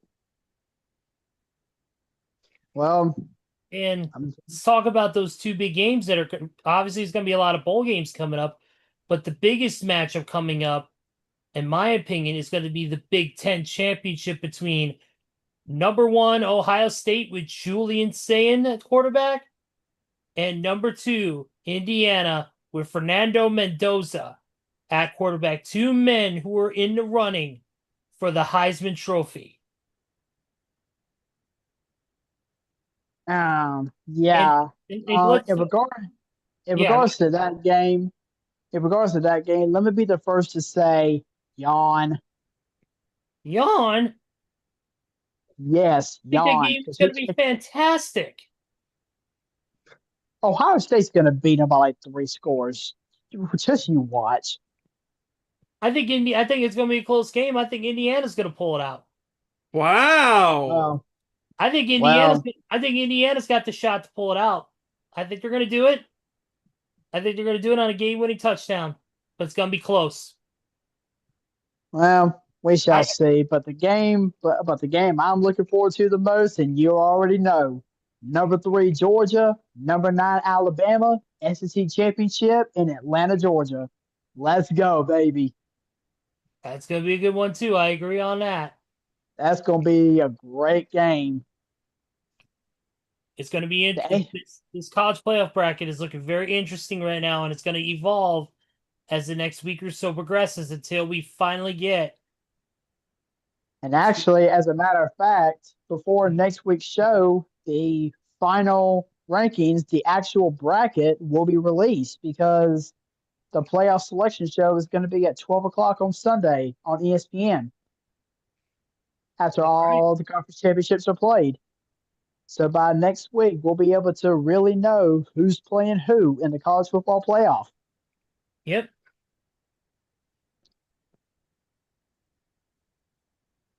Oh, and by the way, you got to send Ohio State a big congratulations. They finally got the monkey off their back, and by that, they finally beat Michigan. Yeah, for the first time since 2019. Yep, Yeah. that has been an issue for them. Michigan has always dominated, whether at home or in Ohio State's stadium. And you know what? They were able to get it done in Michigan's home turf. A lot of credit goes to their offense. The defense played a hell of a game. And Julian Sand, like I said, there's a reason why he's one of the, if not the front runner for the Heisman this year, alongside Fernando Mendoza from Indiana. Well, I will say this game. I will say this. Despite the amazing record that Ohio State coach Ryan Day has had over the past number of years, if Michigan would have beaten Ohio State a fifth straight time, Ohio State would have been calling for Ryan Day's head. Yeah. He would Oh, have No been matter fired. yeah. And you because know no what? matter all the great success they had, you lose to them again, that's it. You're done. Yeah. And thank you for making me think of coaches, because we got about maybe 5 more minutes or so before we have to wrap it up, because it's now 6 minutes past top of the hour. But let's talk about real quickly the big bombshell that dropped this week, and it is that Lane Kiffin has decided to leave Ole Miss. It is now the head coach of LSU. What a bullshit maneuver by Lane Kiffin. Yeah. I'm I telling you, mean, LSU, I mean, don't get me wrong. Lane Kiffin is a great coach, but unless LSU can improve on their recruiting down there, LSU ain't going nowhere. And that's just straight facts. This is coming from an SEC fan who watches SEC football. I only watch SEC football because of Joe Tessitore calling the games. he's great. That's me being honest, too.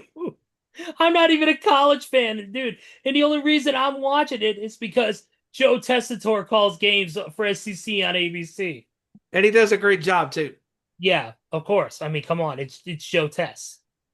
But Um, man, you talk about one of the dumbest decisions. And I'm not surprised, honestly, because Kiffin has made this a habit in his coaching career to absolutely screw the teams that he is coaching right from underneath their noses. I mean, too bad Hijacker's not on here tonight because he knows in the NFL grand scheme of things that Lane Kiffin fucked over the Oakland Raiders and left them like this.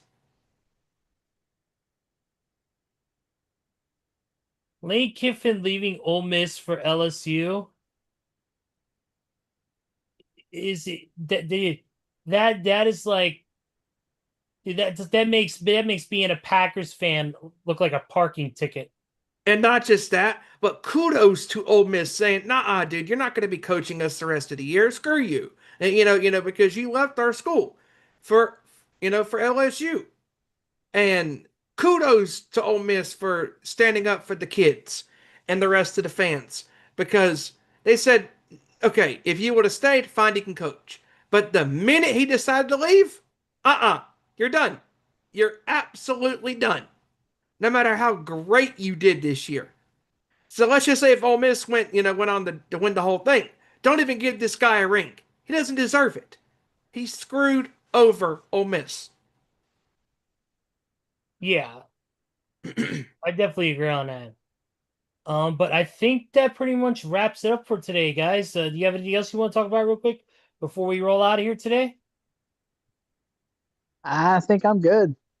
Only thing I want to say real quick, shout outs to Dominic Mysterio, Liv Morgan, Roxanne Perez, Raquel Rodriguez, and John Cena.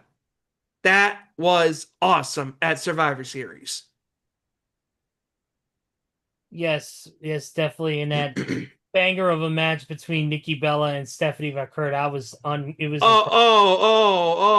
that was a banger, all right. Especially Nikki's face banger getting head the against cage. the wall. Especially Nikki's face getting the devil's kiss badly, I may add. Oh, oh, that match was so bad. Yeah. That was like, uh, just it was so slow and methodical. Poor Stephanie. She had to go out there and try to make this so-called women's wrestler try to look decent, and this wasn't good.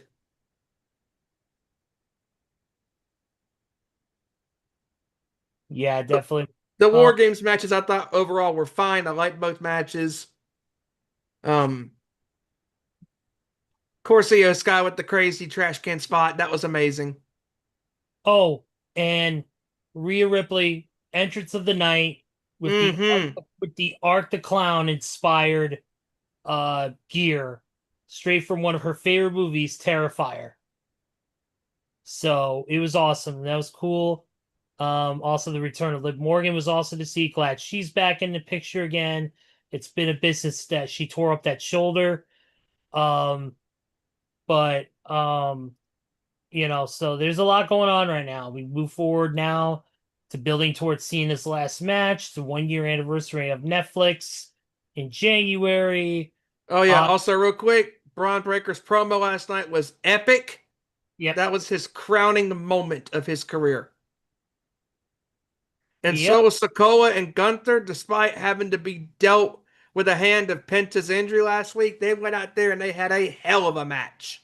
Well, actually, Steven, it was actually being reported that that was the plan to begin with, was for Oh, Solo really? to beat Penta.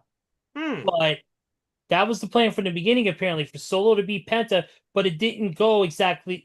The injury is, of course, legit. Right. Penta's going to be out for a while because he separated his shoulder. Yeah. And he had to have a procedure done, so he's going to be gone for a little bit. But Yeah. yeah, it was I guess it was reported and rumored that he was scheduled to win that match regardless of what Okay. happened. Okay. So it was going to be Solo versus Gunther, anyways. It was a hell of a match. Yeah, that was definitely And also to the to me women one out there of Charlotte Flair, Alexa Bliss, and Io Sky and Rhea Ripley, hell of a match in that main event last night. Yeah, absolutely. And to me, that was Solo's. I think his best performance in a non in a singles role in I a think match. that was Solo's best match since that steel cage match with Cody for the belt a couple years ago. I agree on that 100%.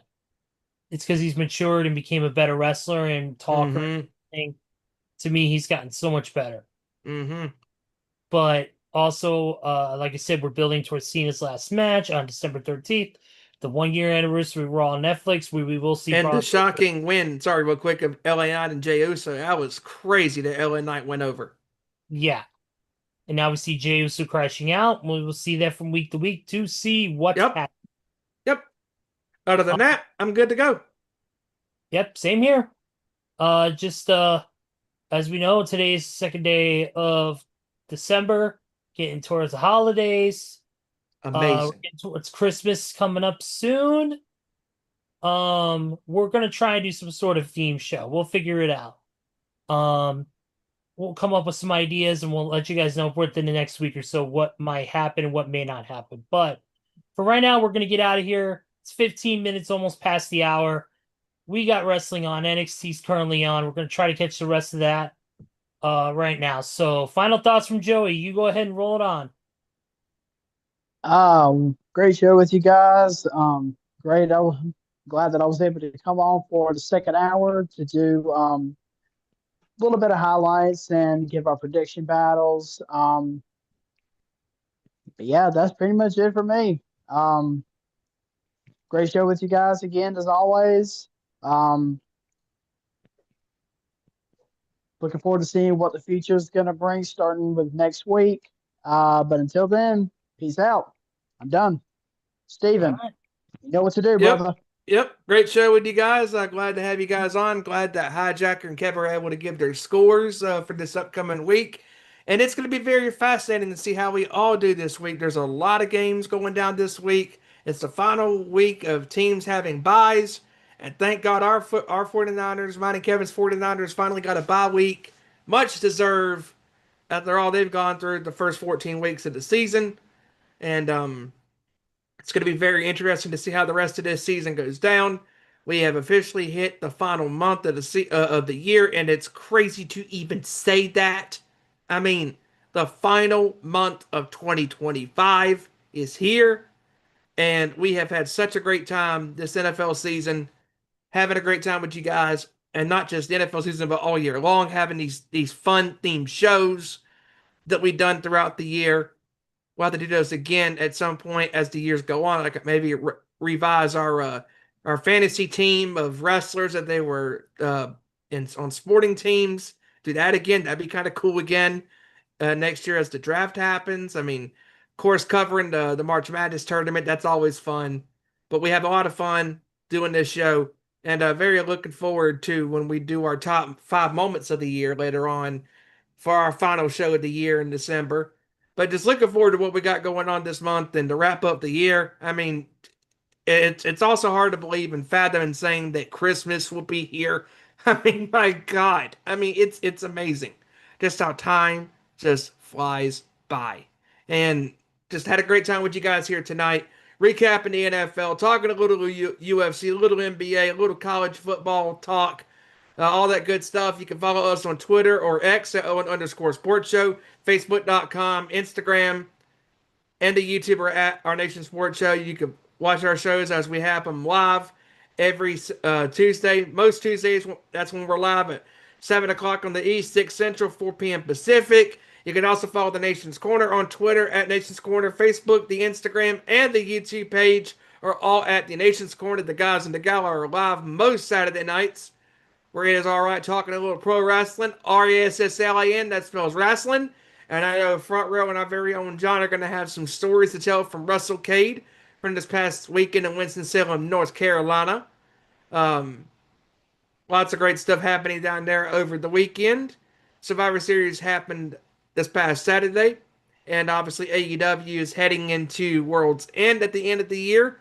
Dynamite is tomorrow night. And again, congratulations to TNA of securing a TV deal with AMC. And looking forward to finishing out the year very strong with you guys. And again, thank you guys for tuning in thank you guys tuning in live and on demand.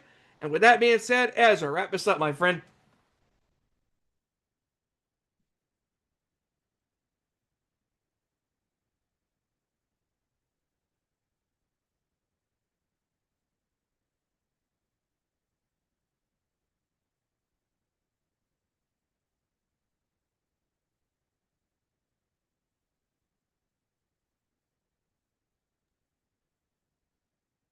Okay, looks like we may have lost Ezra for a minute.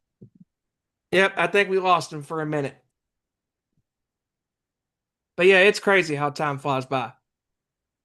Yeah, And it definitely is. But we have had such a great year this year doing this show, and looking forward to doing finishing out this year very strong and doing another great year. Oh boy, we lost him again. His internet decided to crap out. Yeah, I guess so. But I'll tell you what, I'm actually looking forward to whenever we can do our top Oh, there Christmas he is. movies. Our Back. favorite Sorry Christmas that my movies. internet Hey. once again decided to take a nap ski, but I am here. I was just throwing to you to wrap it up, and your internet decided to crap itself out again. Of course it did. The story of my life. Thank you guys for joining us. We deeply appreciate it as always. We love doing this. This is what we do. And it's continues to be fun every single week, and we're gonna continue to have fun. And we got a lot of wrestling this week coming up and next week. You hope you guys enjoy it. But for now, we're gonna get out of here and watch some NXT. So for Kevin Rory, for Joey Thornton, for Stephen Wyand, for everybody in the Sports Show Nation, I am Ezra Vickery, and we will see you next week for another great edition of our Nation Sports Show. Take care, everybody. You have a great week. We will see you all next Tuesday, same time, same YouTube channel. Peace out, everybody. Go Bears. Turn me up.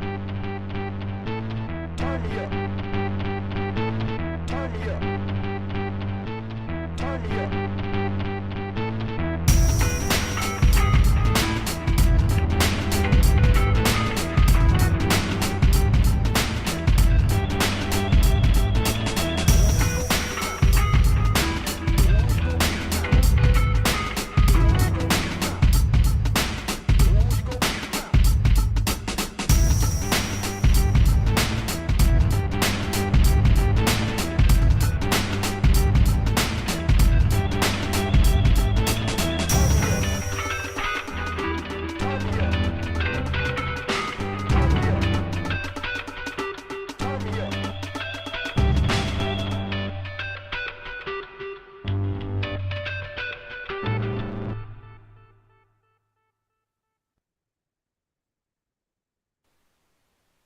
Thanks for watching this week's feature presentation of our Nation Sports Show.